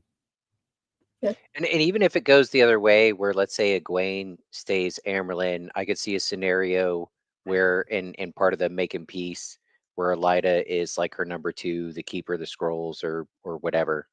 I think peace. But we don't have enough time in the novels. I know we have a lot of thickness to them, a lot of girth. Yeah. But it's not going to be a lot of time. Yeah. Maybe a few years. And I think in that time, Elida really gets a hold of Egwene, and I think she's going to get a hold of, all 3 girls from the 2 rivers. I think she's going to manage to bring them all in and cultivate them and help them grow their power and do that kind of alongside of what Rand needs from the White Tower. Yeah. Very mission focused response. Yeah. I like it. As we were just talking here, I thought to myself briefly, I was like, do I feel bad that when we first met Elida and then when we first started talking about Black Aja, I don't know if you were, Chris, but I remember one of the first people I was like, oh, Elida definitely is. She's got to be the leader of them. Like, I threw her under the bus big time, and I'm like, should I feel bad about that? But really, no. Elida had a poor attitude. She set herself up for being accused of that. So she still has some. Then she also has some foresight, or she has some like when foretelling. we first, she has the foretelling. So when we first met her, it was, her really acting as a consort to the queen. And she was not nice to Rand. No, she wasn't nice, but I think that's because she already could see that Rand was going to create a lot of chaos for their world. That's what she pretty much called out, when she saw him. She's like, some ish is going to go down with this guy. Yeah, so I wasn't upset by that. And, though I don't care for her character, I think that there may be some good intent hidden in there somewhere. She just went about it the way wrong way. Yeah, there's been people in my life that I'm sized up incorrectly the first go round as being bad people, and then getting to know them a little bit more. They mean well, and they're just awkward Yeah. to the point Or of like like being most very people off-putting. Yeah, don't have the information you need to make the right decisions. Because as we've right. seen in these books, like Galad, just to go back to him, it's like he thinks Morghese is dead, so he makes these decisions. And Elida Oh has yeah, these foretellings and whatever. They're all there's no cell phones. It's like they're all just Yeah. hearing right. news. And they wouldn't use them anyway. Yeah, Doing the best they got with They the don't incomplete talk. info they have. totally. Yeah, They I don't mean, talk at all. some of our Red Aja folks that met up at the beginning of this section were just getting news about like Demise Wells that happened Right, 10 days ago. 6 books ago, but Right. yes, 10 days ago, 12 days ago. Oh or my whatever. gosh, that's right. That's still Yeah. news. Isn't that crazy? 10 Mhm. days ago, Yeah. they say, which was, you're right. How many books? Was it really that many books ago? It's really, we're on book 11. That was the end of book 5. So Right, yeah, right. so 5 full books ago, right? It's crazy. Yeah. That's nuts. And they also say, was that in Pavar's head where she was like, or did they say this out loud? Like, not every Amarylline has to be perfect, so we don't have to like all of them. I don't know if they were discussing that or she was thinking that, but She was like, thinking Yeah. it, but it's is she true. thinking that? Like, it's just like the way it works. We don't all have to love our leadership in our group or country or whatever, Yeah, but you But just have to deal with it. But you still back their plays because they're your leader or whatever. Yeah. right. But that being said, we're leaving Elida out of this because she's no longer Red Aja, so Boo. she doesn't need to know about our shit. Yep. Then we switch gears completely. Yeah. So next we go on to Alviarin. Oh, I'll be Aaron. She's having a bad day. Had a bad day. Da-da-dum-dum. Although she's floating through, like she's had the shittiest of days, but she's also like, but my forehead feels so good. Her ass hurts, but her head feels good. Yeah. Interesting I've had combo. this I feel like we made there, but I'm just gonna let it go. It's like, at least we didn't use the headboard this time. Yeah, I don't have too I much to would say say. about that section. It was just kind of her shame and Exactly. There little wasn't box. anything. Yep. What'd you think of her cute little box with her little magic papers?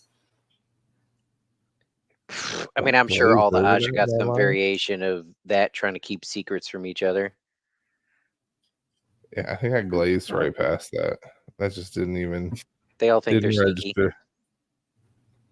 Is that the one Yeah. where she opened up and it was like a chain of letters that you pass on to the next person or something? Yeah, if the wrong person touches it, then the ink goes away and it Right. burns. Yeah. Yeah, if you let her touches it, the cipher goes away. She collected these letters, like she found one behind a tapestry, like it's a Black Aja message board, and it's Yeah. it's Usenet for. Woe is me, I'm marked by the dark one. I'm a selected one. Mm-hmm. That was really I was like, you know what? We move on. Like she'll be important later on the same way Pat and Fane is, but right now we can keep it moving. We got too much else going on. We'll table that knowing that something's gonna come of this. We'll wait till we get better info. Right.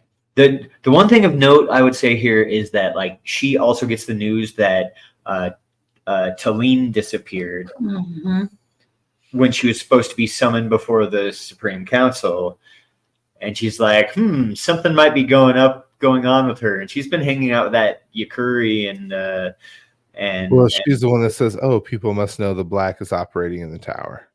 That was her most significant portion of this. Is they're aware realizing that like hunted. people are and she didn't really say that. She said people realize that Black Aja are in the tower. It was kind of like, interesting, and then the kind of secret's left not there. the same as it was. Yeah. And then it was like, it doesn't matter anyway. Right. Well, and she notes that it's maybe kind of handy because it maybe makes her useful. Like as long as there's a threat to the Black Aja, maybe she might be able to stay alive a little bit if you can play a hand in that. Correct. So much scheming going on. Yep. Yep. But that's pretty Speaking much of a all. schemer, is it Polina?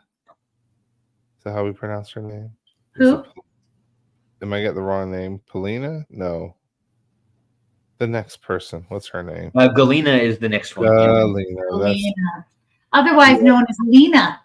Yeah. Right. Who is Lena. also having a very bad day. By the Yes. way. So good. Very much bad a day. schemer. Dun-dun-dun-dun. Let me tell you, she is definitely having a horrible day. And she's just trying to make it home before the lights come on or before the sun goes away. And she gets snatched. Mm. She's like, do you guys not know who I am? Like, let me go. I have to get where I'm going.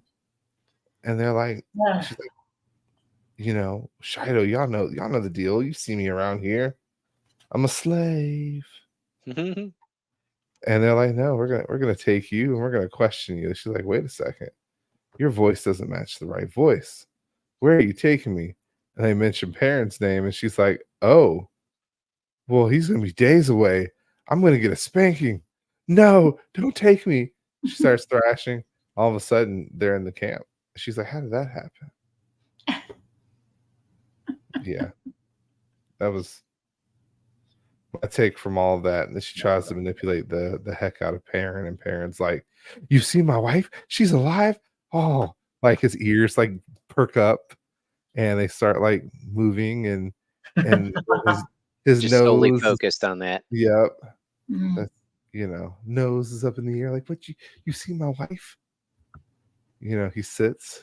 It's been a while since he sits, but his tail is still doing one of these things. The red rocket shoots out like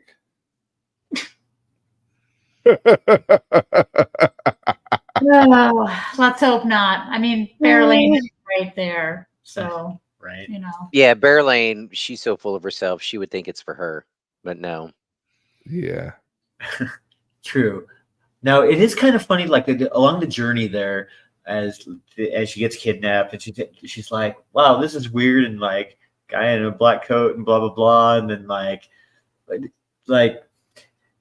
I mean, maybe it's just because it's obvious to me as a reader who knows what's going on here, but she's got all of these context clues, and like at one point she's like the guy literally says like, hey, can I think it's Gaul says to Niall, like, you know, can you make a gateway and get us out of here or whatever, and Galena thinks to herself, a gateway, what is the man blathering about? And it's like, maybe it's a gateway. Yeah, like he literally said what he's gonna do, and then like the fact that you're like, wait a second, these people can't be this close. Like we have people set up 10 miles out. They couldn't be close enough to ride to. Put the context clues together. Like she's not the sharpest tool in the shed. Well, Right. she even eventually, when she puts it together, is like, yeah, it looks an awful lot like those dudes from Do Might As Wells. Like that. Wait a minute. And as shocking as that must have been when it initially happened, you would think it would be ingrained. Right. You've had some time to think on it. Right. That shouldn't have been too much of a jump. But so and maybe we'll find out, is she this much of a forgive me if this isn't an acceptable term anymore, but like ditzy dingbat? Like, is she way out in space like that? No. Or was this just kind of she was too not the focused best on writing by herself. Jordan trying to make this I think it was stretched out a little phenomenal bit? writing. It shows how egocentric she is. The whole conversation she was having with herself was how she was going to make sure she didn't get in trouble, how she was going to manipulate the situation. Mm-hmm. Then when she got into camp, her whole conversation internally was how she's going to manipulate everybody around her to stay away from camp long enough for her to get what she needs, the white rod, so that she could get out of the control of, or whatever rod it is, so she can get red rod, white rod, whatever, black rod, so she can get out of the control of her captive, because she's right now being bound, and so she can't like take it herself and unbind herself. She needs to figure out how to get it handed to her. And there's all these little Okay, so thoughts going just on. distracted. Yeah. She had no real. Her I guess that's a biggest fair stress was possibility. not making it back in time and having to take a punishment, which she ended up getting anyway. So, blah. I just okay, totally feasible. I'm just trying to think of a scenario. And there's only been a couple in my life where something happened for a certain group of people wearing a very specific type of outfit. This is back in home growing up. And then even in the military, like uniform style. Um, and after shit goes bad one time, you don't forget the look of Correct. like I don't know. It still seems like a bit of a stretch to me, but I guess yeah. Part of that Aes Sedai, we keep running into it. So full of yourself and just convinced that your own plan is going to come together and blah blah blah, and ignoring the rest of the world. Maybe Yeah. I mean, I you get that. can literally be a fake Aes Sedai, captured, drugged, and still think to yourself, I can handle this situation. Right, that's true. Yeah. And we've seen lines of thought like that from other Aes Yeah. Sedai. I So mean, literally, you could be a fake Aes Sedai, have been put in a boat, now put in in some type of a horse and buggy and being, dragged off to your impending death, poisoned, and think there's like 5 of them and 1 of me. These are great odds if I can wiggle my toes and they work. And so I must be getting my senses back. Sorry. Yeah, no, I think, That I was mean, funny. I feel like, again, they've been so stagnant for so long in this kind of world where there hasn't been much challenge, right? And now here we are, the whole world's going to shit, and we've got Forsaken loose and Black Aja and all this shit going on, and they still think that, oh, I can take these people. It's like you don't know what you're going to run into anymore, right? Like Correct. you Yeah. can't take some of these, like you've got Nynaeve, the most powerful channeler in 1,000 years. So like you've got all these new young girls coming up that for some reason are super powerful. I wonder why. And they're just so stuck in their hoity-toity, I'm better than everyone else kind of ways, I think. And the same goes for someone like Suroth, like we talked about earlier. It's like, she thinks her shit doesn't stink too. Like nothing's gonna go wrong. I'm gonna rule the world. yeah, they went too long in their little small part of the universe of being the most powerful thing and most all-knowing, and in that little teeny bit of the universe that they just got blinders on to everything else. So that's true. Chris, whom do you speak of? Dana wants to know. We're talking about one of our favorite characters. No. Are we done with this other character? Well, no. So it's worth noting that we find ourselves with Galena in this tent, talking to Perrin, and there's an Ashaman there, and Bearlane. Gaul is there. Yeah, Bearlane happens to be You're funny. in this place, and Gaspan, or whatever the general guy of the other army is. Right. And so that brings up Dana's previous point. Yeah. Scroll up. There we are. So I don't know if you guys have the Daryl K. Sweet cover art. No, we don't. I have No, that. we We have got the the generic Amazon. one. Yeah. We have show and tell. Ooh, I love show and tell. Your Skeeter, you talk. I'll lift. Oh, is that them? So that is actually this scene. So we've got. Wait, which one's supposed to be Perrin? In the white shirt? Yeah. The one with the red hair, and that looks like he's 50 years old. And the dad I'm going to bod. stop looking because I do not want that to replace my mental picture of Perrin. Okay. Well, look at Gaul, who is right there. Yeah. So we got Gaul, tall redheaded dude. That checks out. Yeah, he looks like an Aiel. Okay-ish. Right. And then we got the general dude of Perrin is the most out of place one in the whole damn thing. Oh, that is a horrible rendition of Perrin. Right, it's pretty bad. And this is apparently, as I understand it, this is actually Galena in the foreground here with her back to us, talking to them. And then we've also got, I think that's Niald, the Ashaman, chilling like in the corner, and then like a guard outside under the text and stuff. So show and tell, friends. So this scene is clearly more important than we gave it any credit for. And let's go to the point of Perrin's like, I'm not giving you a week. I'm giving you until the wolves howl. And the fog rolls in. Right. Which is one thing I dig about it is Perrin's like, yeah, I'm not into your bullshit. Like every time she's like, I'm Aes Sedai, blah blah. He's like, yeah, whatever. Anyways, what's going on with this? It's like, right, a single Aes Sedai, insignificant at this point. Tell me, are the Shan-Chen? I mean, are they in the camp? Tell me, are the what do they call? I can't think of the word. Like, are the warriors in the camp or outside the camp, or how far away do you think they are? Where exactly do they have my wife? Just circle it on the map for me. Like, clearly he's gonna use the Ashaman. He's gonna pop in, grab her, pop out. Like, he's got a little cohort of ninjas ready. He's got some, Aiel ready to go. They're gonna pop in as close to her as they can and just like pull her out in the night.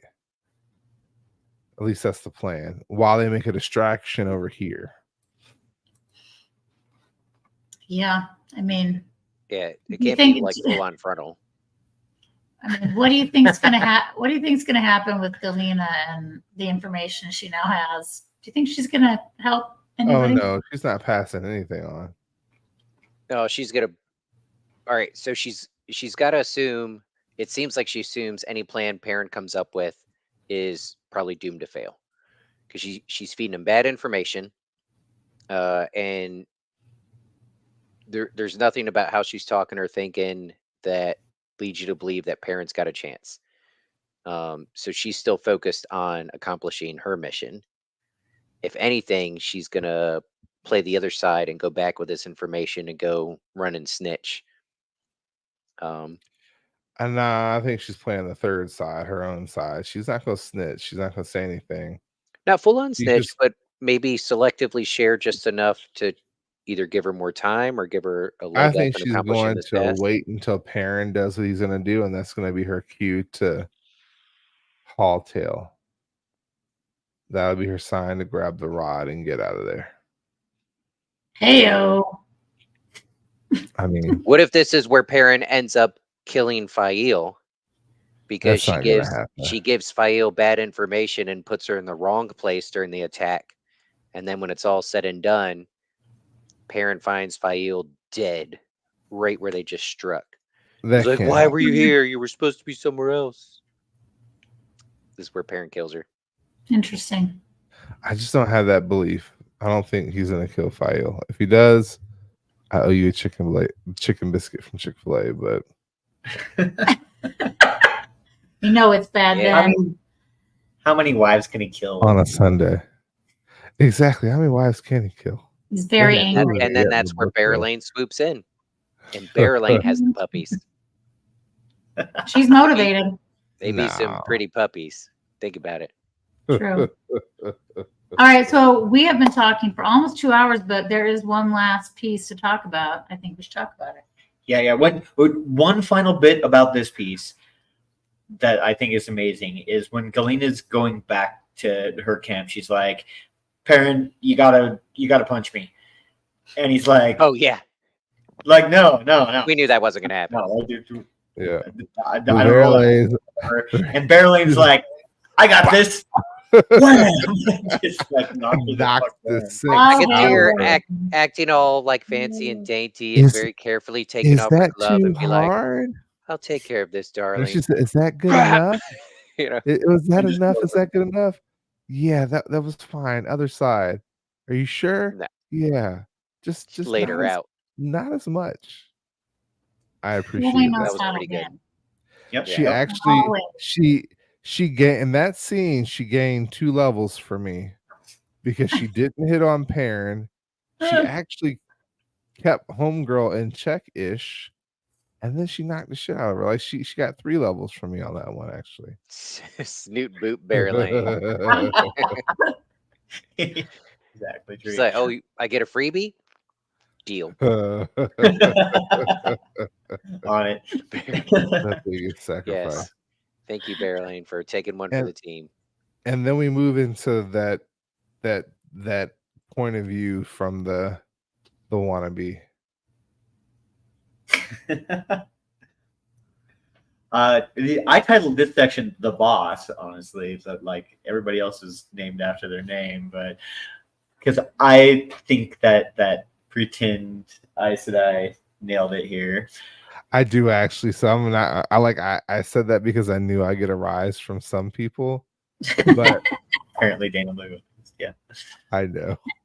That's not even who I thought you were talking about. Go on. No, I'm talking about Egwene. Yeah, I got you now. Yep, forever and a day. She's always gonna be. She's got this little special spot in my heart. But you're right. She was very in control, and I was very proud of her for like remaining in control throughout the entirety of this scene. And I am hoping that continues because I think it's her maturity that is going to help win this thing in the end. I think I don't think she's going to be the Armelin seat per se. You know, she's the little tower Armelin. I don't think she's going to unify everybody, but I think it's going to be her powers, the control that she gains of them, the influence she has because of them, her being able to read the dreams so well. I think that combination of things is going to really help solidify things for Rand. And it starts right here. She is a captive, but she's thinking logically, like she's coming out of a haze, pretending to be asleep and doing a diagnostic, like, all right, a diagnosis, like, okay, what can I do? What can I do? Who's around me? Who do I recognize? Like she's assessing the situation. She's determining her own abilities. She's weighing out the options and she's making the smartest choice, not only in that moment, but for the longevity of her ultimate goal, which is to get the towers unified again. Yeah, she's staying on mission. Well, in contrast to some of these Aes Sedai that have been in the tower for years and years and years and years, um, when Egwene joined, shit was already hitting the fan, right? Correct. And even though they had their own individual ambitions and goals, and she was like, "Oh, Rand, I can go to the tower and learn to channel and blah blah blah," and like, but still there was the understanding that the Dragon Reborn is here, right? Which means, their variation of end times is like kind of coming. So that's always been at the forefront of her developing her skills and becoming stronger. It was all of that is still just a means to an end. So I don't fully agree with you, Chris, but I think she is primed to play the role that you're talking. Be like, all right, we're gonna put the mission first. It's not necessarily about me maintaining power. It's about us coming together. I could see it happening. Well, I mean, even so, like the tension was so thick you could cut it with a knife. Like the smack happens, and they're like, no, we're not going to let you do that to this young one. Yes, she's being brought up on charges, but you don't get to deal punishment. And they all kind of like embrace the source against each other. And she's noticing all of this stuff, even drugged up, even in a situation she doesn't want to be in. She has become the person we need her to be. Yeah. It's not just the tower being broken and the two divisions, even within what's left of the tower, it's chaotic right now. Yeah. You know. And the only thing this And group she's can thinking agree about on, unifying. yeah, she's thinking about that, and the rest of the group is like, yeah, you're about to be stilled and killed ASAP. I'm not gonna lie.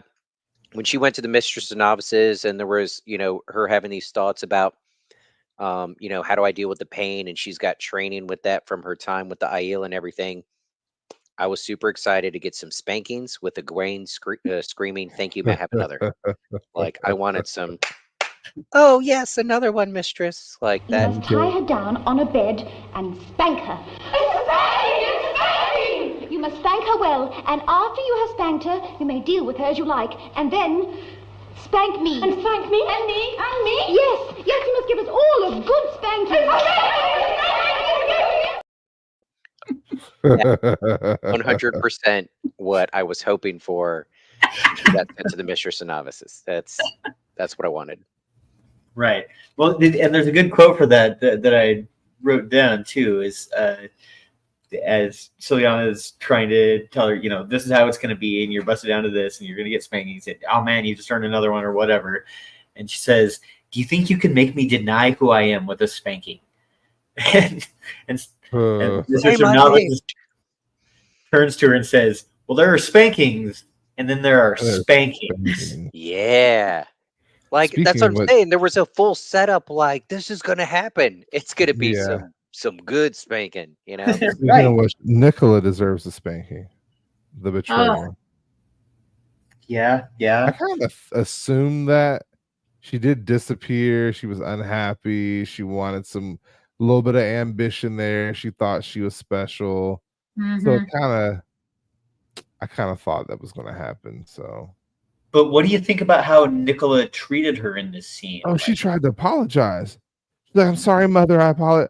Like, she realized once she got there how horrible things were going on there, and she's like, the "Damn, grass I was was not in the greener. better place already, and I made a decision now that I can't walk out of now." But what if Egwene spends this little bit of time assessing more and more, realize it's so effed up on the inside of the tower, and it's the opposite of what you're saying, and her going, actually, all I gotta do is get word to my people, and they can come take this tower, no Well, problem. and she's And already then kind I of can working see. on that. Right. So, like, But she's not working on a takeover. I'm sorry. okay, we'll see. I don't feel fully committed to either direction. I could see either unfolding, but I lean a little bit more towards her staying in charge. Well, for no good obviously, reason. shit is going down everywhere. You know? And it's getting real at the same time. It's getting real and going down. Yeah. And it's whack. And that is how they end this. It's true. This prologue had more juiciness to it than the entire last book that we read. Agreed. Yeah, it might be true. I don't think you're wrong. Yeah. If this prologue is how the last book ended, it would have saved the last book. But anywho, very good. Very happy to be back this in the prologue is so phenomenal because it wraps up all of the things from the sucky book. So, and the new bits are good new bits. It's like, ooh. So without that book, we wouldn't have had this prologue. That's true. Right. What's the name of the next chapter? Do we know? What do we got? Do we know how many we're doing next week? Did Alan fill you in on the sheets? He didn't, but sure didn't. When last sounds. What could that be? When last? Last. When last sounds. When last? Last sounds are usually snoring. It's when the last wolf howls. Oh, we're doing 2 chapters. Do you think we'll ever get Fayo back? Yes. I think she's gonna die. And how many books will that take, do you think? Oh, we're gonna get her next couple of chapters. Ooh, and the second chapter is the Dark One's touch. Oh, look at Alan popping in. Yeah. He loves us. He thinks Alan, too. What's the all right, so we got the next chapter. What's the title of chapter after that? The Dark One's touch. That's an Alviarin. Alviarin, didn't she just get touched by the Dark One? Didn't she get marked? Yeah. I think that's one rubbing her forehead. Yeah. Okay.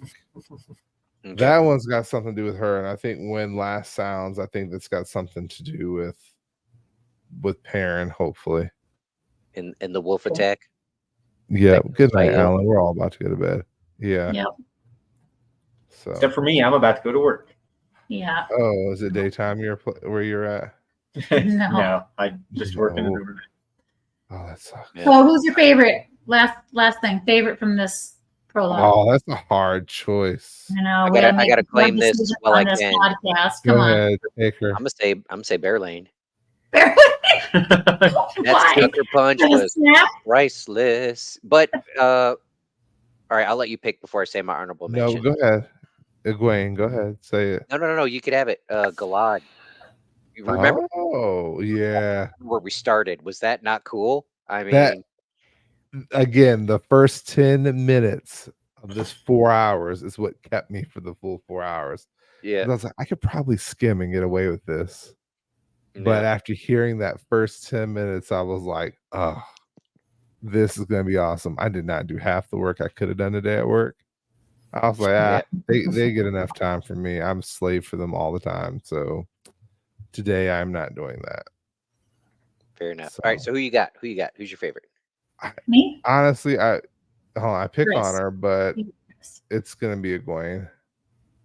Okay. Because I loved how she kind of giggled when she was being told by the mistress or whatever she is, the mistress of novices, Mr. Shinovis, like yep. talking about her spankings and all that. She Mhm. kind of giggled about it, and she's like, you're not going to make me deny who I am. I am Aes Sedai. I am Amaryllis. I was raised to the seat.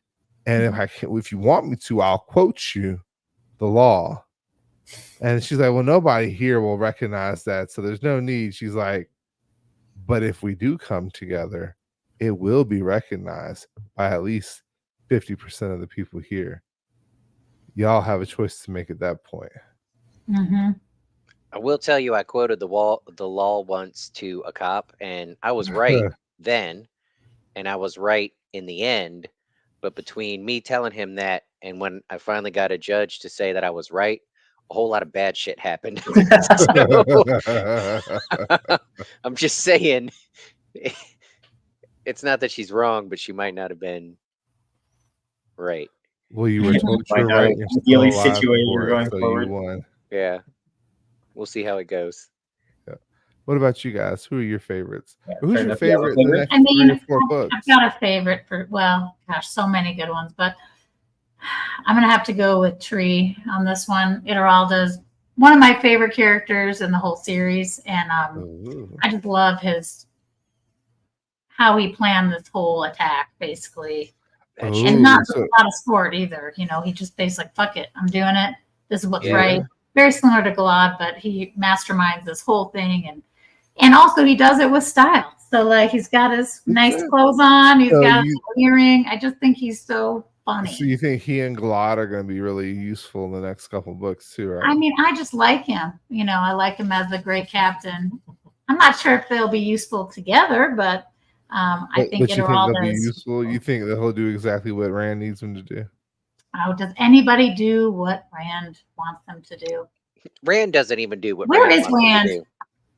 He's still taking his nap. He's still He's taking recovering. a nap. How is He's in- Rand? How He's in is one of Rand? the he's in one of the What steadings. is Rand? Rand went to one of the steadings to get his mind right. He needs to be disconnected from the power so that he can get right. He's Where hard was to the come last to time we gear. saw Rand? I can't remember because I I don't don't remember how the. Wasn't he snuggling with men? He was in bed with We- men the last time we saw him. I think, yeah, like in a Hmm. flash we saw him maybe in Yeah. yeah. Because The last time we somebody got barged into in this and gave was him like 2 books information. ago. But Yeah. How about you, Who's your Scooter? favorite?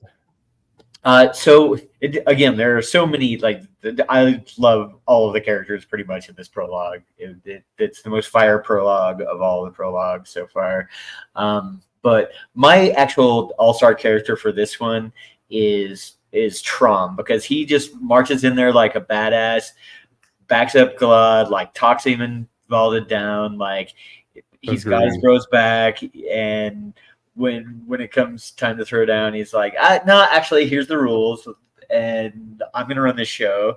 And then when it's over, he's like, oh, by the way, you're now the Lord Captain Commander. Even though Galad's like, no, enough of that noise, let's just shake it off. Trump's like, nah, I think you are though, bro. Like, yeah, we're all ready to follow you. Like by the end of that, they were all cheering his name, and right, and I think largely that happens because of Trump. As much as there were people there that were ready and willing to follow him, without somebody there with some kind of authority to officially go, all right, it's you. Once he did that, everybody was like, yeah. But it's like everybody was waiting for that. They needed that from him. So critical character in a critical moment. Yeah, we're getting Moraine back this book, right, Skeet? Sure. Just keep beating the dead horse there, Chris. I got confirmation. That sure was confirmation. I can't read his face like I could trees. We should have had her on tonight. Next time she's on, we'll ask that question. He probably wouldn't kill the internet either. We'll send her a bottle of wine before we have her on. Yep. Maybe a bottle. Next week, guest host, Tree. And then she can show us her "A True La La Day" cartoon character. Yeah. However you say that. I would love that. We should post that somewhere, Tree. Sure. All right. Well, this has been a really fun 2 hours and 11 minutes. It has been. Look us up on thewheelreads.com. That covers everything. Thewheelreads.com. You can find us on all the social medias. Those formerly known X, Facebook, Instagram, and TikTok. Better yet, you can just go to thewheelreads.com. There you'll find our Patreon. Furthermore, you'll find all of our sponsors, and you can also find those same social media places. And some cool merch. We got some merch. Yeah, exactly. Drink out of a frosty mug. Yeah, and come to Discord where we have lots of awesome conversations about random stuff, Wheel Time related and otherwise. So, guys. So true. Until next time. Until next time. Peace. Thank you for watching The Wheel Reads. Until next time.